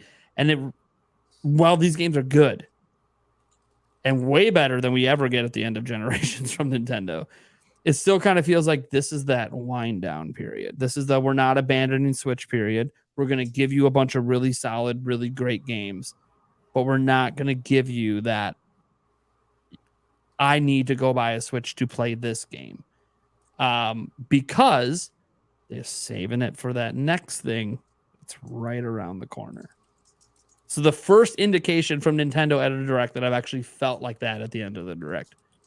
But what are you guys thinking? Can I defend Team 2023? Because I feel like I'm going to be in the minority here. There's still a shot at it till look. We get through September and there hasn't been an announcement. I hope you finally moved. Oh no! If we get to September and there's nothing, I'll be like, okay, I waved the white flag. Okay, right now, I got through this direct, and yeah, there's nothing that tells me like, oh, well, this is our big game. Like this is, we got something cooking. I thought, oh, maybe there's one game here that we're like, oh, that's a Switch game. Okay, that feels like a little too big to be a Switch game. But by the time we get to that game at holiday, it'll be, oh, it's for Switch too. I got to the end of the direct. I was like, nothing really. And then I kept thinking today, out of all of these games announced, do any of these games feel like Nintendo needs to go to Gamescom to show these games? Like, I look at these games and yes, they're great. But none of them to me really say, yeah, we're going to Gamescom to promote this game. Like, this is our big... We're going to promote Super Mario RPG at Gamescom. Everybody want to Switch. They need a big audience. 100 players. But I look at it, and even in the direct, they talked about the Nintendo Live and how you can... Essentially, if you go to PAX West, you can also come to Nintendo Live. Why are they promoting that so much? It seems like the kind of thing that would never normally be in a direct, unless it was just there to fill a few minutes so they could hit 40 minutes and call it a day. And I just look at it and I'm like, I feel like there's a reason that August and September are empty, and then it starts to ramp up in October. I think I'm still sitting on they announce something next month, or at Gamescom in August.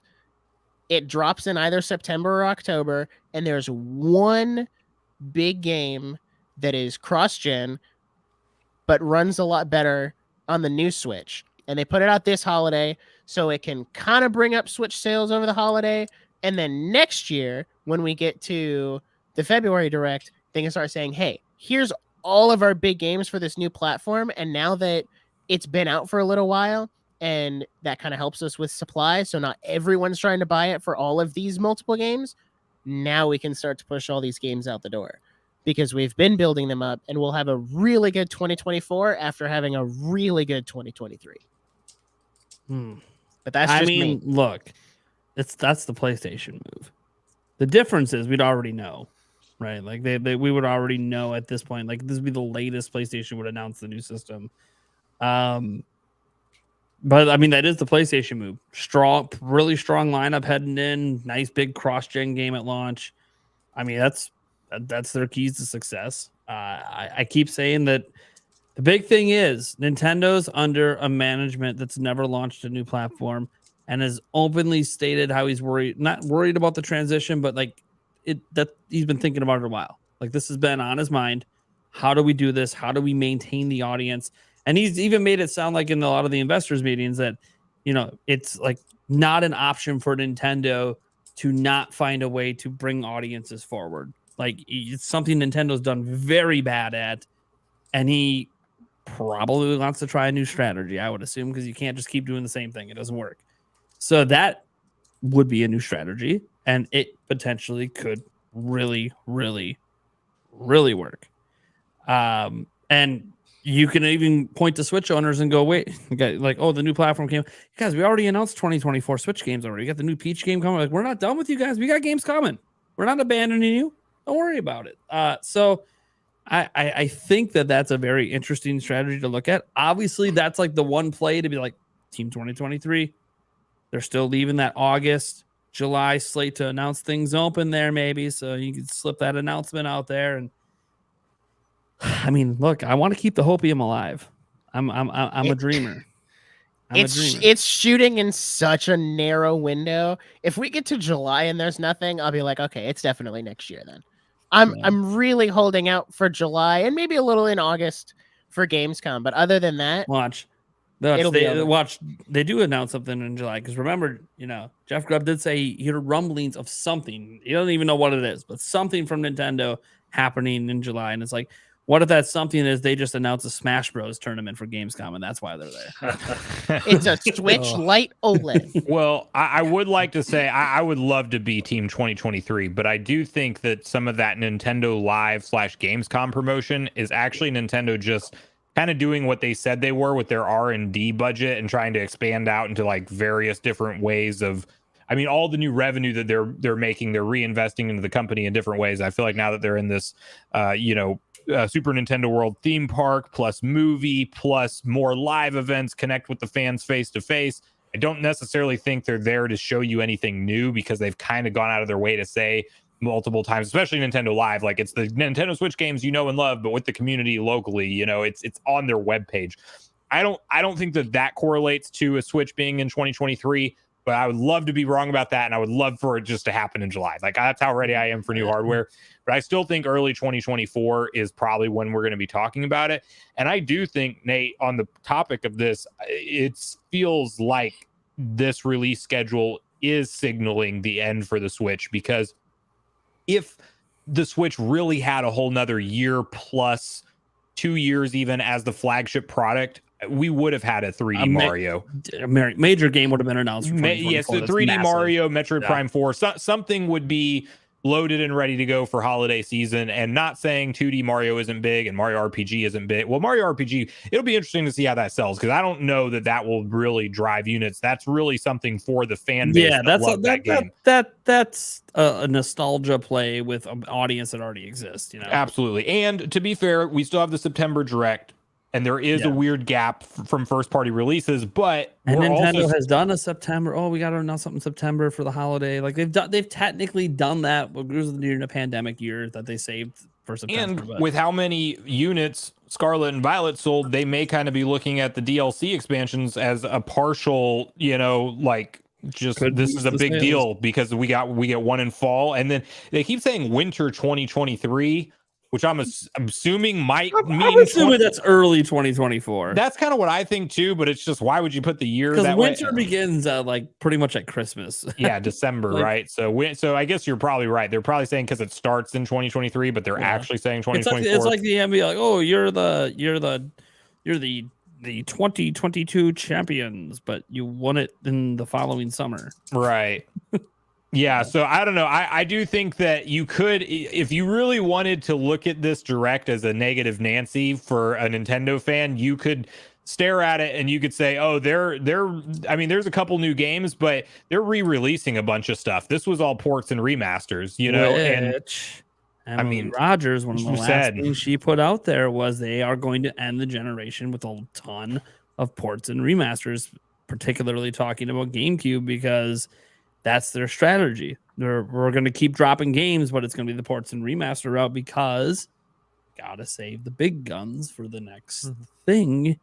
And now we're living that out right now. It's like happening right in front of us. I mean, the next console has to be backwards compatible with as much like I sure hope as soon as I saw they were putting Pikmin 1 and 2 and you can play all 4 on Switch, I'm like, it has to be backwards compatible so that can move on to the next one. They did the same thing with Xenoblade. You can play all 3 Xenoblade games on Switch.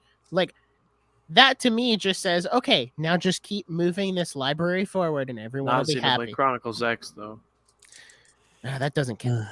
I missed that game. It's not in the main. Apparently, there's some controversy inside Monolith with that one for some reason. Apparently, Monolith doesn't like it. Yeah, there's some higher ups. I like it. Just not. It's weird. It's like it already exists. Just like then you don't remaster it. Hire Tantalus or something. Put it in HD and slap it out. You don't even have to do that much. But it's already 16:9. Come on. That doesn't meet Monolith's quality standard. Actually, it's already in HD. Just screw it. Just straight port it and charge $30. What are we talking about? Like, I don't know. Yeah, look, the way I felt about this one took me off Team 2023. This directed because it felt like to me they're setting up the 2024 transition. We're still going to have a pretty strong holiday. It's not going to be like prior holidays, which has already been warned by Shintaro Furukawa when he said, we would love to repeat the sales of last year of Switch this year, but it's not going to happen. We're not even confident we're hitting our current projections. Like and it's like, oh, if you're not confident as the president, you're going to hit the current projections. That means you kind of know, not only are you winding down, now you look at the lineup and you go, yeah, 2D Mario is great, but it's never really been a big system seller since N64. So yeah, it's going to move units. The we're already seeing the software demand, the Switch audience is very active and still buying and playing games. It's just not growing at the rate it once was. And I think that he saw the writing on the wall and he's like, we're still going to release strong. We're going to keep the community active. We got Nintendo Live, we got the movies, everyone's still going to care about Nintendo as we head into that next platform, which I think they're setting up for 2024. And the way this felt was like Peach. We're going to get that in the first half next year. I just know. They might not have an exact date locked down, but that's going to be a first half game. We're going to see more of it at the September Direct, or if we don't, it'll be February Direct, and they'll give us literally huge trailer launch date. And I think that February Direct, I mean, it's potential the September Direct's the last time that it's only going to talk about Switch. But I kind of feel like they're setting up a holiday 2024, and it's really the first half of 2024 that I'm looking towards what's Nintendo doing. Right now, they've announced a couple things, Luigi's Mansion and the new Peach game. And I'm starting to wonder if the Peach game might be the only new one. And we're going to get a ton more ports and remasters announced in September for 2024. I think they should release it in the first half of 2024 if they're going to do it this way. because I don't. Yeah, if you want to end with the Peach game, end with the Peach game being the last exclusive on Switch. But I don't know. I just felt so confident into this. Like, dude, it's now 2024. It's happening. I'm watching the transition happen right in front of my eyes. I would love for it to be 2023 because the way the lineup lines up right now, that's PlayStation. This is their move. Strong games right to the next system. Look, Peach is great. It's not 2D Mario. You know, that's not something that's looking like it's going to sell a lot at the moment, but we don't know. Caveat is we don't know because we didn't really see it. But again, there's no big banger set up that's everyone's going to be anticipating for months and months and months and months and months heading into 2024 right now. Nothing. So I think this solidified. It's Team 2024. I'm hoping they do a smart thing and maybe do it first half. I wouldn't mind it launching, as an example, before the end of the current fiscal year. Would be sweet. A March launch. And yet maybe Peach ain't ready. Fine, Peach gets released for Switch after. Like, you're not going to leave 125 million people behind. I mean, maybe. Nintendo usually does. I'd like to throw this out there just real quick because I did a little digging. Yeah. Andres Restart pointed it out in his video. But good luck on your move today, buddy. The two directs this year are titled Nintendo Direct Date Dash Nintendo Switch. Those are the only two that have Nintendo Switch after. That's the only time they've been specific that it's Nintendo Switch. I checked all the ones last year and they don't have Nintendo Switch. I don't know why they're doing it now, but maybe you're right. And even if it's Team 2023 or 2024, it seems like it's one of those things where they're setting the precedent now to specify. So in the future, when there is something different, even if it's not called Nintendo Switch. You know what's going to happen now? You pointed that out because I wasn't paying attention. When the September Direct comes and it doesn't have the dash, Nintendo Switch. Everyone's going to be freaking out. Hold it. Yeah.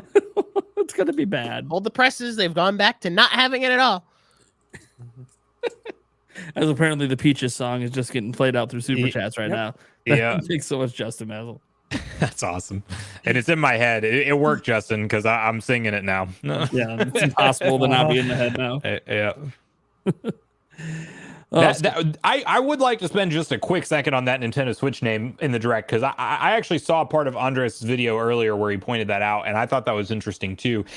And I don't know that it necessarily means anything for this year, but I agree that is kind of setting a tone that in the future, when people are looking through these Directs, you want to say clearly what system this Direct was focused on.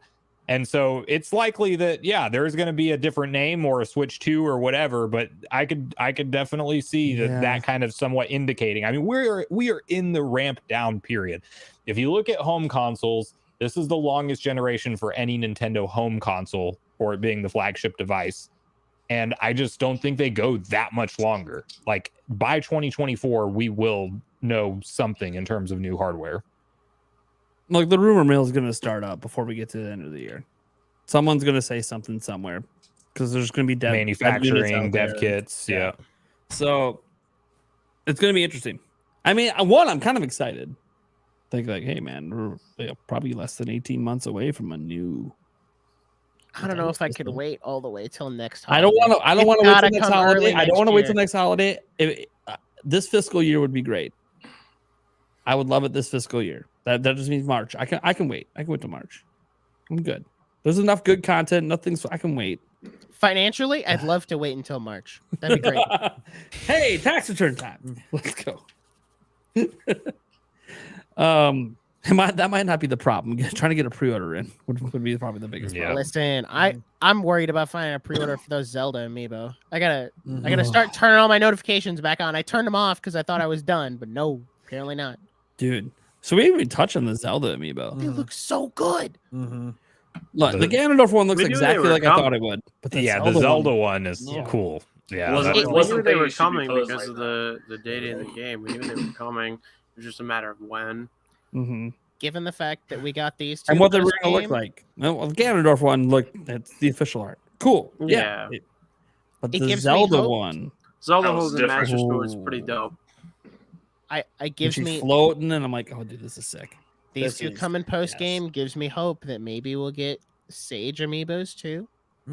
Do another 4-pack like they did with the champions. I know people will buy those too. But you could also argue they released that the champion one's a bit later, and then the story DLC was about the champions. That's true.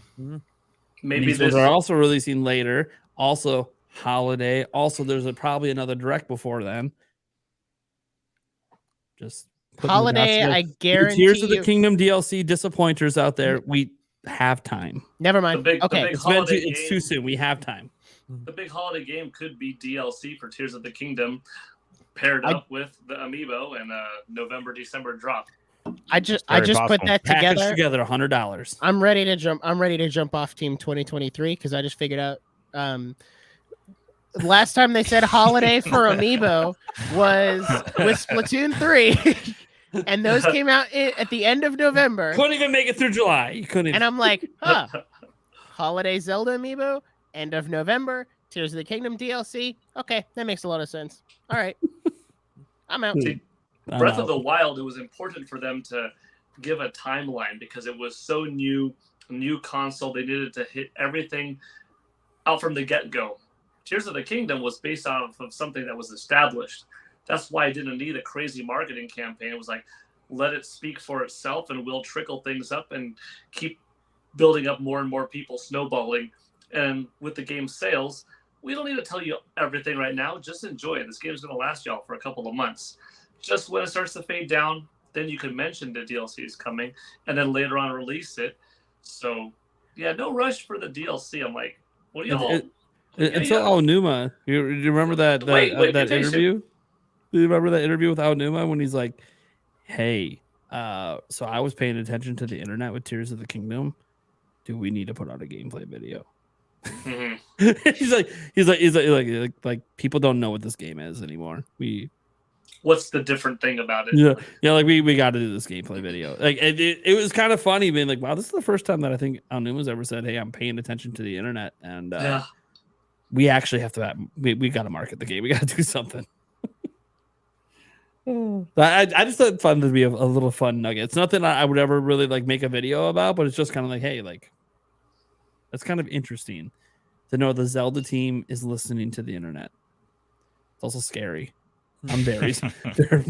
Listen to the right parts of the Zelda internet, not After some of the war machines people have made in Tears of the Kingdom, please don't listen to the internet. We need more of this. Yes. Oh, you see, yeah, I was gonna say no. Next thing they'll make fighter jets, but then it's already happened. So we'll just Yeah. Did you see people have figured out how to recreate that one boss using I saw a clip. They recreated the Wind Temple boss out of like Zonai devices. It was really cool. That's no. crazy. I didn't see that was one. cool. I'm not surprised, but I didn't see that one. That's pretty cool, man. Yeah. Hey, I know that one. The only one. Hey, I can imagine it now. I can see it. Woo! I'm proud of you, Eric. Yeah, right. I'm proud of you. I'm a semi gamer. I learned how to hit the power button yesterday. Yay! Don't worry, you can spin the wheel again tonight if you Oh want. God! Right.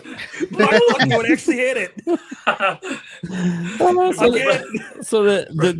Does anyone else have some thoughts on like if they or am I just like crazy and it really doesn't give off that vibe? I don't know, like a transitionary vibe.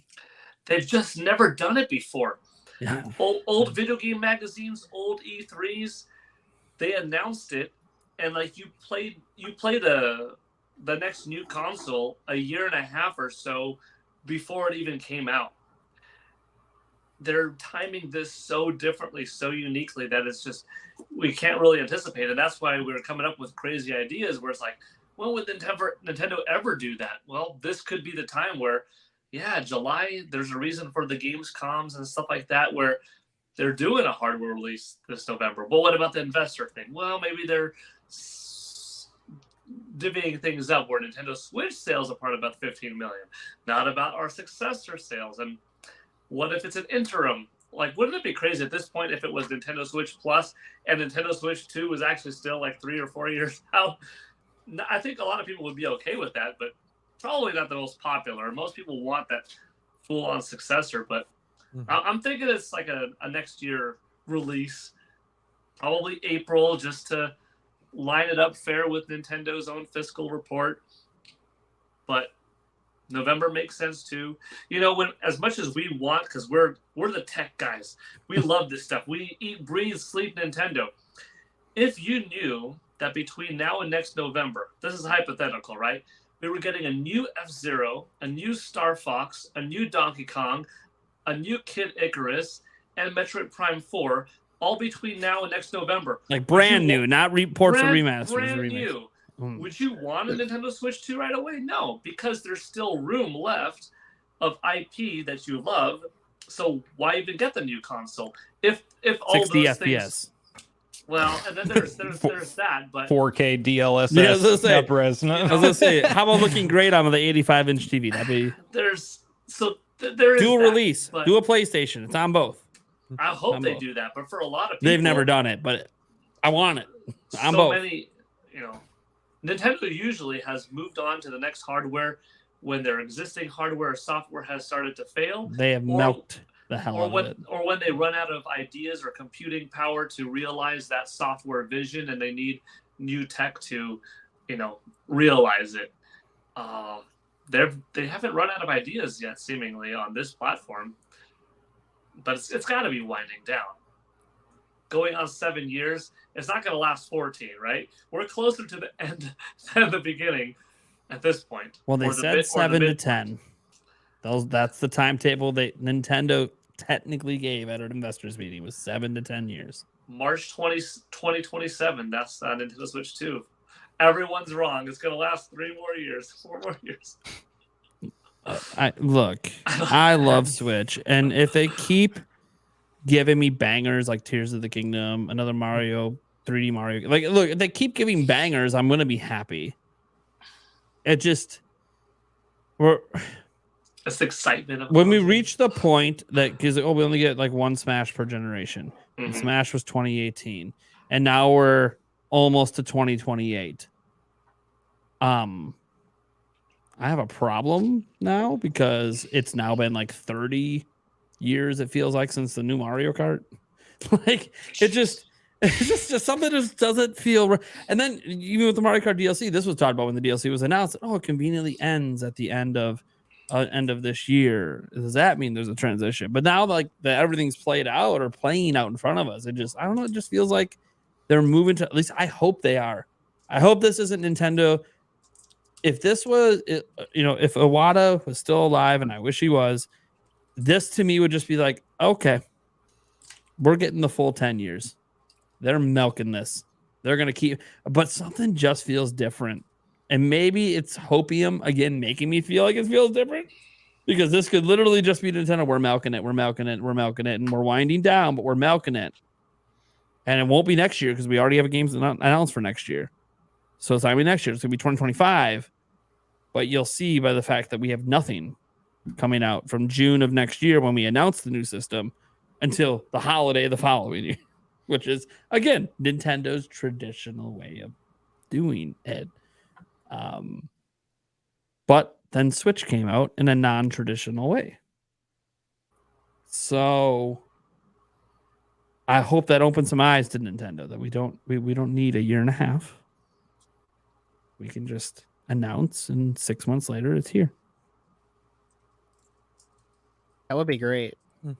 Also, in terms of games, like, we're thinking from like a first party Nintendo perspective, for them not to necessarily need new hardware right now to run, but run what they have in their vision. But at the same time, if you start to look at the third party landscape and developers that would like to put their game on such a popular platform, especially the successor to the popularity that the Switch has, it's going to need a successor, because it's going to be cloud ports across the board, or it's going to be, we can't make this game run correctly, and we're like Hogwarts Legacy, we got to push it till 6 months down the road after it was supposed to be out because we have to figure out how to get this thing to run correctly. Also, that wasn't at the Direct. That wasn't at the Direct. That's and now I'm scared that that's another delay. It's going to get delayed on and it might not be a good example because the sales weren't great, but Marvel Midnight Suns totally canceled. You know, there's a lot of these games that I feel like developers start to tackle, and because of the Tegra X1 and how aged it is now, Nintendo's going to find themselves in a position where they only have first party support or the PS3, Xbox 360 generation ports, and you can only live off of those for so long. If you're a one console gamer, which I enjoy having the PS5 and Series X, but I get what it's like to only have one, you want to have at least some of those PS5 Series X games coming over in some form or fashion, even if they don't look as good. But we're going to hit a drop off point where you're seeing the new Xbox and Sony showcase games it's not going to be technically possible to port into the Switch, you know. So I really hope Nintendo, even though they still have some forward momentum, doesn't wait for it to totally die and wait too long, and then a lot of the people who want those third-party games are going to go buy a second console and maybe not buy the new Nintendo one when it finally drops. I don't know. That's just I think though that we're in an environment now with the current leadership, like Shintaro Furukawa is going to do this very calculated and numbers based. And I mean, I think even him saying like that they're worried about hitting 15 million units, he probably doesn't like to tell investors stuff like that. And he probably doesn't want to keep that up for too much longer. Like, I feel like they will want to capitalize and then just discount the Switch and get the rest of their, you know, current inventory flying off the shelves. I think we're within a year for sure is kind of my personal prediction on it. They have a financial meeting this week. That's right. I almost forgot about that with the Direct. I was like looking. Yeah. I So was it's like tomorrow night.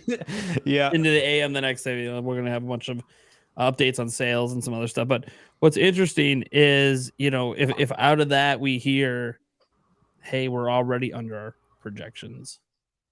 It's like, oh, like they knew.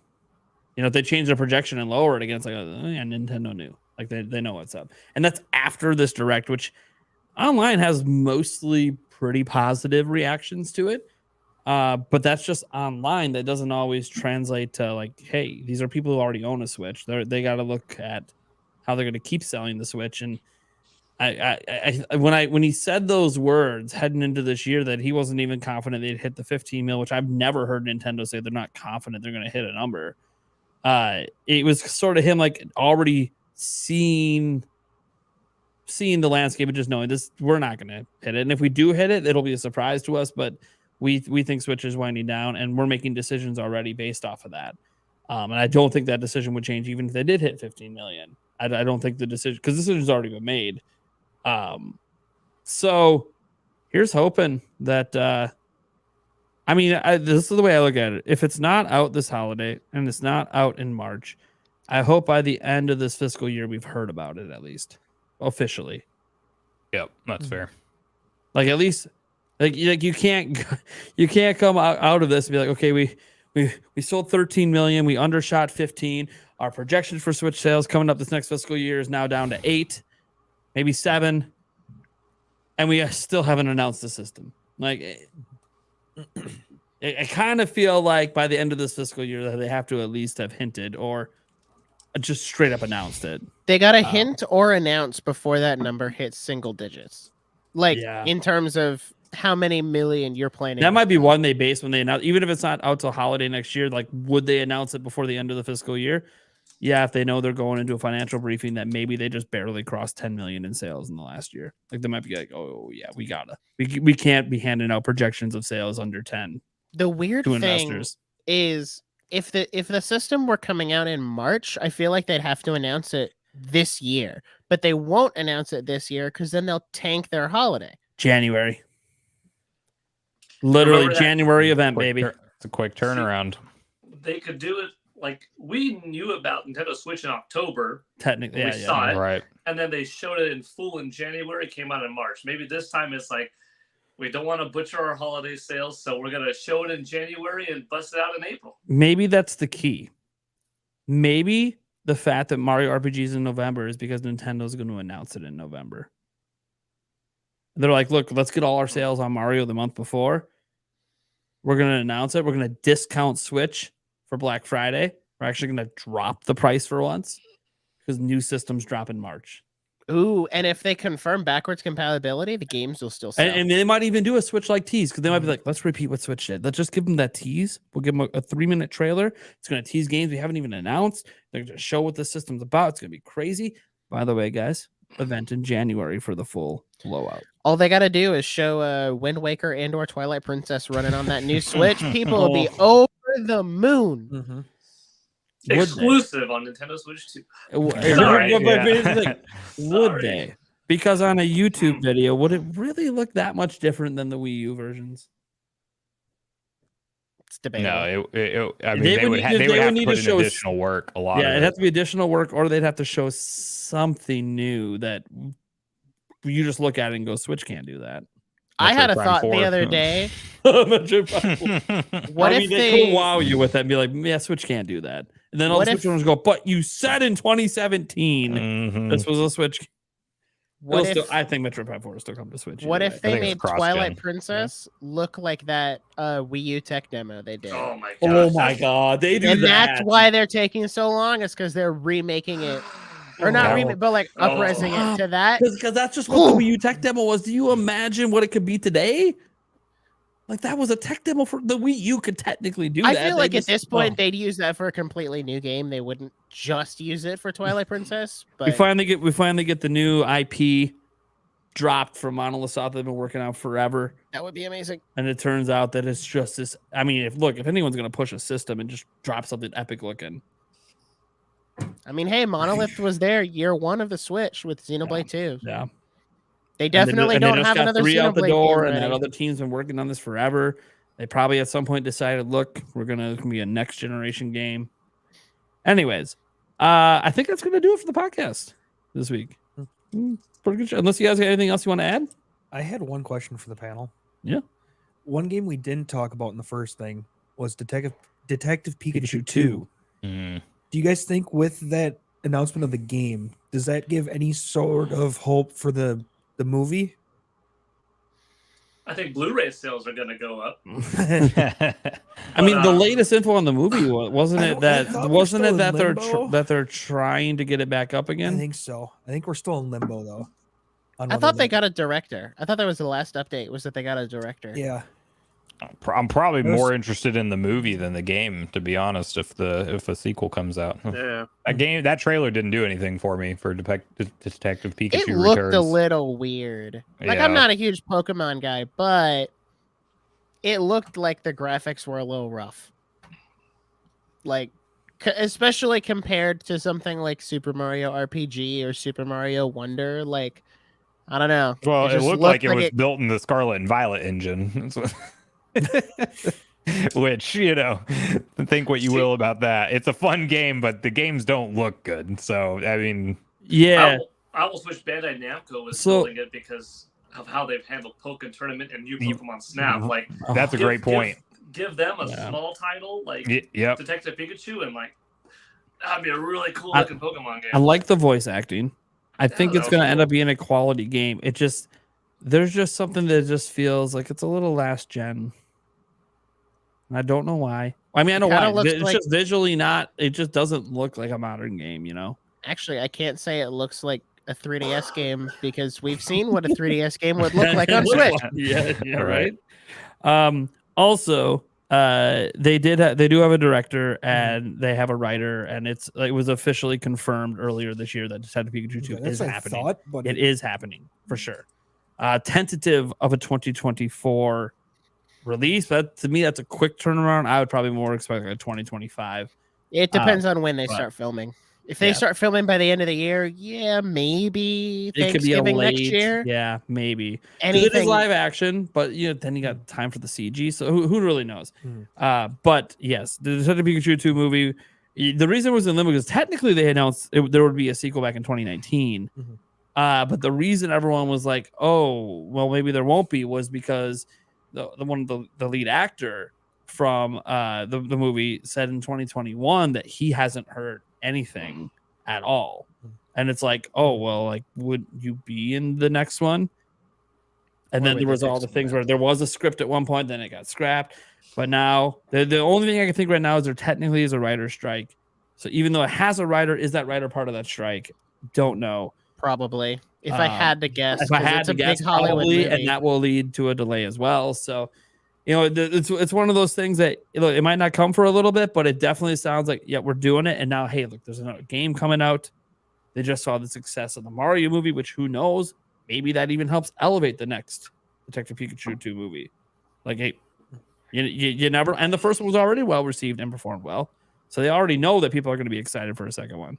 And I don't have the data on what their Blu-ray sales and stream watches were. They could get an even bigger audience on the second one potentially if that performed really well in those markets. So, and that's why I think the next Mario movie potentially could be a 2 billion movie, which is crazy to think because of the streaming market. And when it hits there, like if it's doing crazy numbers streaming wise, like that could lead to a 2 billion.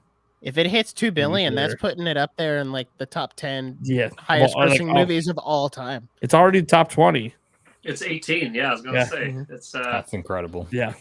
It's technically number 2 on the animated side if you don't count the Lion King, which most people don't. So this is a topic. I'll take top 2. The Lion. There's so much debate around the Lion King because Disney will tell you it's live action, but then everybody knows there's no live action. Right. It's like, you might have recorded an actual animal on the set, but that's not actually the animal that we're seeing on screen. It's CG. It's animated. Like, and VR cameras were used in a real live space, but imposed were animated CG built. See, you can call like Avatar is not technically an animated film because they actually have live people, not just the CG. Like there's actual people on a camera in the movie. But that's not the case in Lion King. It's literally like not even the world they're in. It's just it. So that's the problem. That's why it's like, do we count it? Because Disney don't count it. Like, but it technically is. It's just a lot of people also don't want to count it because they think it's a bastardized form of the original. It is.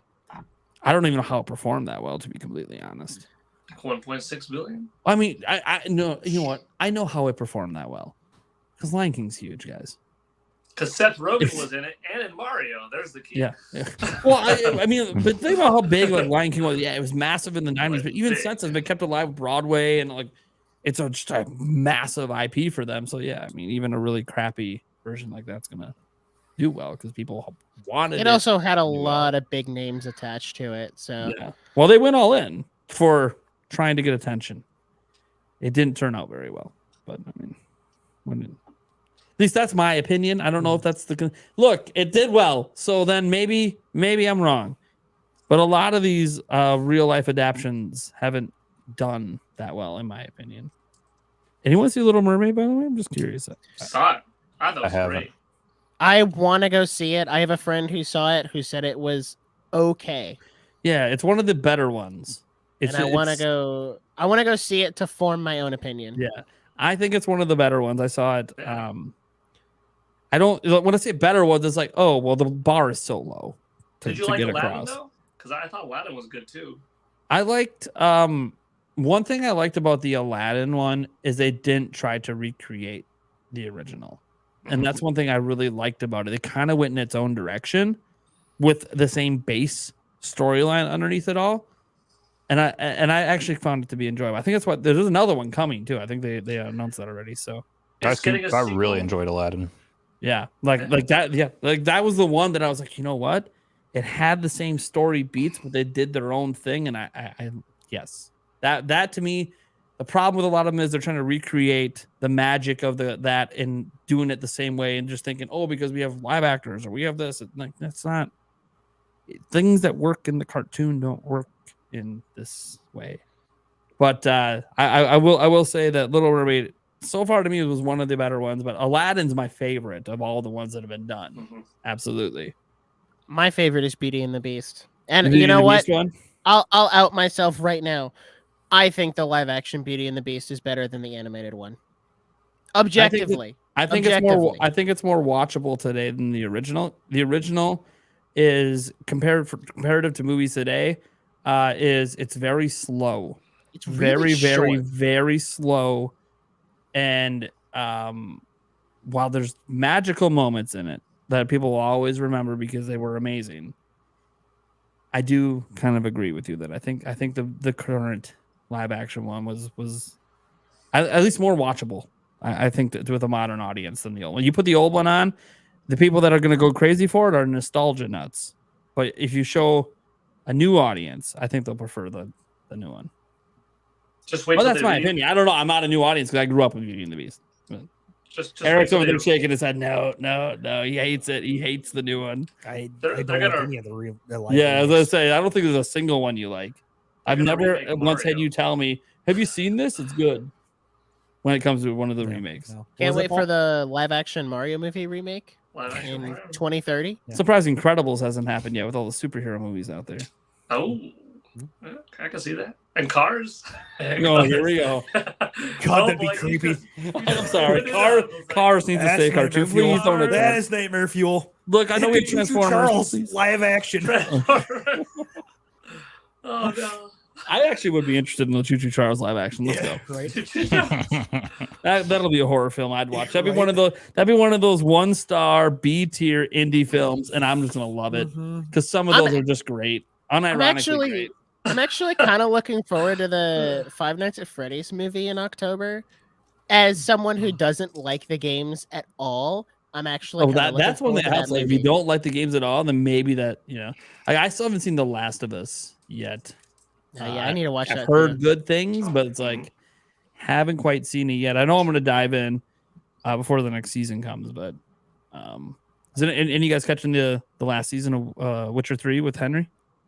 Gonna watch. I haven't even watched the first one. Yeah, I got to start that series. I haven't checked it out at all yet. I've heard good things though. They're supposedly already going season 4, but Henry's out. So yeah, it's Chris Hemsworth or Liam Hemsworth. Liam Hemsworth. Yeah. They can't afford Chris Hemsworth. I mean, maybe they can, but I don't know. You make what 4 Avengers movies and 4 Thor movies? Yeah, I don't know if they can afford him. I mean, they had him in. Isn't he the guy in Extraction? Like the new Extraction 2 that just came out? Isn't that Chris? Oh yeah, that's true. So I'm saying, and maybe he's come down a few notches from those days. Now that he's no longer part of it. Ghostbusters also. Yeah. I'm saying, his price might not be as high as it once was when he was still an active Avenger. And he's still technically been active in that last movie, but I just don't know we're going to see him that much. I've actively avoided The Flash. I thought it was great, but I'm in a minority where most people I've talked to said like it was either pretty good or no, I didn't like it, and I'm like, my wife and I have such a good time with Look, I saw it solely because they brought that particular Batman back, so I watched it. He made the movie. He's in the trailers. It's not a spoiler. He made the movie. There's a lot of people who went and saw the movie for that exact reason. Yeah, yeah. They were counting on that. He made the movie for me.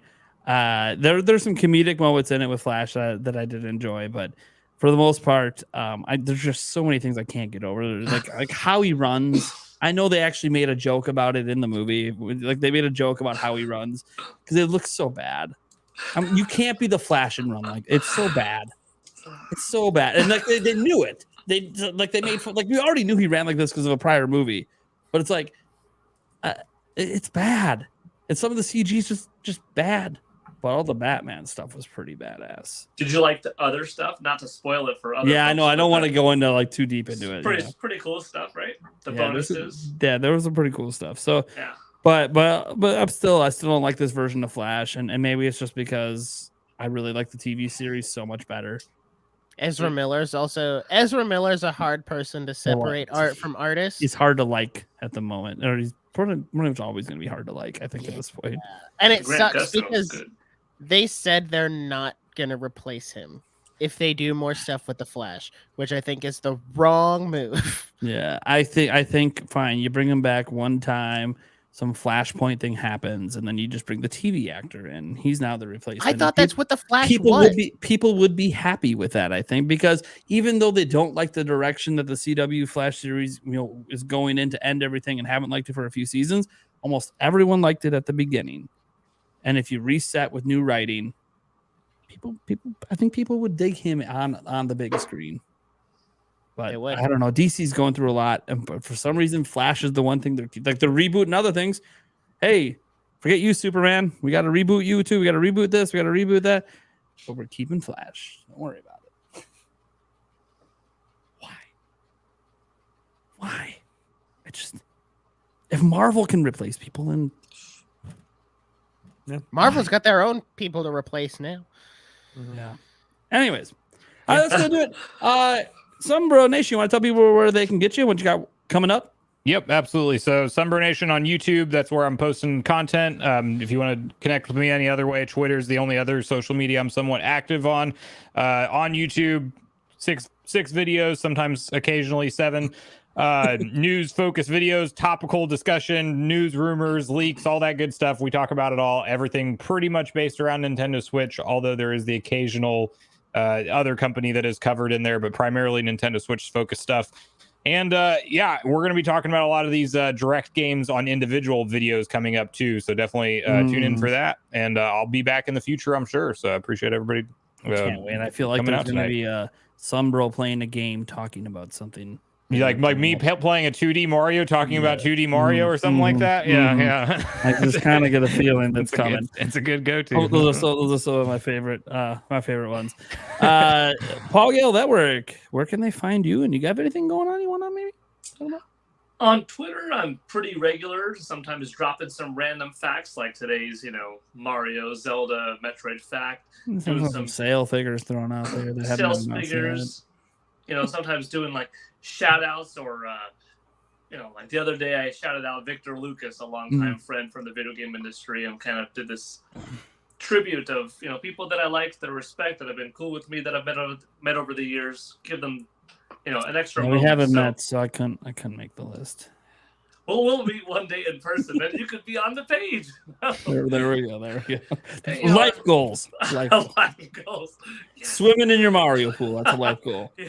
Right, one of these summers we're both July birthday guys, so right. You're see, one of these days they'll confirm Nintendo at Summer Game Fest, then I'll go to it in person myself, and then go swimming. There we go. And I'm on YouTube also. The only big YouTube project is, I think I mentioned it last time, is my Super Saiyan transformation video part 2. I'm still working on the sequel, but I'm working out now for that sequel video that I'm doing. Yeah, don't mess with Paul Gale. I still have to. Don't mess with him. Yeah, he's getting in shape when he's already in shape. It's this is gonna be great. I can't wait. Not in shape for what he wants to be in shape for, but he's yeah. I don't know if you're ever out of shape. You're in off-season shape. Off-season shape, yeah. Anybody who thinks, like, I should just tell this randomly, not to take up too much time, but anyone thinks like, oh, these actors and the people that look amazing look like that all year round. No way. Unless if you get paid constantly to look like that, it's very difficult to maybe maintain. The Rock. He's like the one guy. I'm like, I don't really know that his physique changes. He just keeps it. Constantly. Yeah. Otherwise, you look awesome for 3 months, and then the rest of the night is like, you're normal good, but not impeccable. That's a very small time. That's for acting. That's for a role. Or for Super Saiyan. just for a YouTube video, that's all. Yeah. Nice. But yeah, that's where I'm at, Paul Gale Network. Cool. Thank you. So Nick with no K, I like I guess this is your thing. You talk about it, because I actually started watching the other thing, but this is your time to shine. You tell me what's up. So I'll take like not a super long time. Yeah. So for those who have watched before, I used to be a rep for the Joystick Drift podcast, and I am not anymore. Not because of any bad blood or anything. Like, I literally was talking to them a few hours ago. We're all still friends. It just came down to I didn't have the time to work a full-time job and run 2 podcasts, and that was the one that had to go. For me, they're still doing stuff on their own, and you know what? More power to them. I really want them to continue it, because we all worked really hard to get over that monetization goal, and I wish them nothing but the best. So right now, if you want to, follow me in my projects, I'm doing the Nerdiest podcast. That has been my go-to project for the last 4 years. We're actually about to hit episode 100 in a couple weeks. Cool. So that's my podcast. We talk movies and TV shows, but we did just do an episode on Tears of the Kingdom because it was kind of a big deal. Yeah, so that's the one I watched. We sneak the occasional gaming episode in there every now and then. So that's where I'm at. You can also follow me on Twitter at nerdiestnick, and I tweet stuff. Honestly, I just use Twitter for fun, as it was probably not intended for, but that's how I use it. Anyways. Sorry, I just love that comment. So Darren, look, I don't even know where to tell people to find you anymore besides Twitter, and you don't even really tweet that much. So I don't even. Who are you? I don't tweet that much. Like, people only know you because of here. Let's just be honest. You're like Real another BERN Eric on Twitter, and I the tweet Zelda about Informer days haven't mattered in too long. random stuff, either video games or football or random drunk thoughts. I wouldn't bother following me on Twitter. It's a nightmare. Just listen to my rambling on this podcast. That's it. There's some interesting things on that Twitter account. At Real Dern, Yes, for those that want to sink into the madness. And then there's Eric, who stupidly closed out of his web browser and not realizing that his web browser is right? how the podcast is ran. No, I realized it the second I hit the close button. I'm like, I was like, I don't think the Wait a hardware minute. glitched out. And Nope. then I glanced at your screen and I I'm was like, yep, I'm an idiot. You know, you figure after being in how many episodes of this This is podcast, episode 25? But this particular way that we've right. done it has been happening since episode 25. I know. Or episode 1 Yeah. of this one Yeah, I that know. was technically, well, whatever. Yeah, We won't get yeah, into yeah. how season 2 started. It was But, weird. yeah.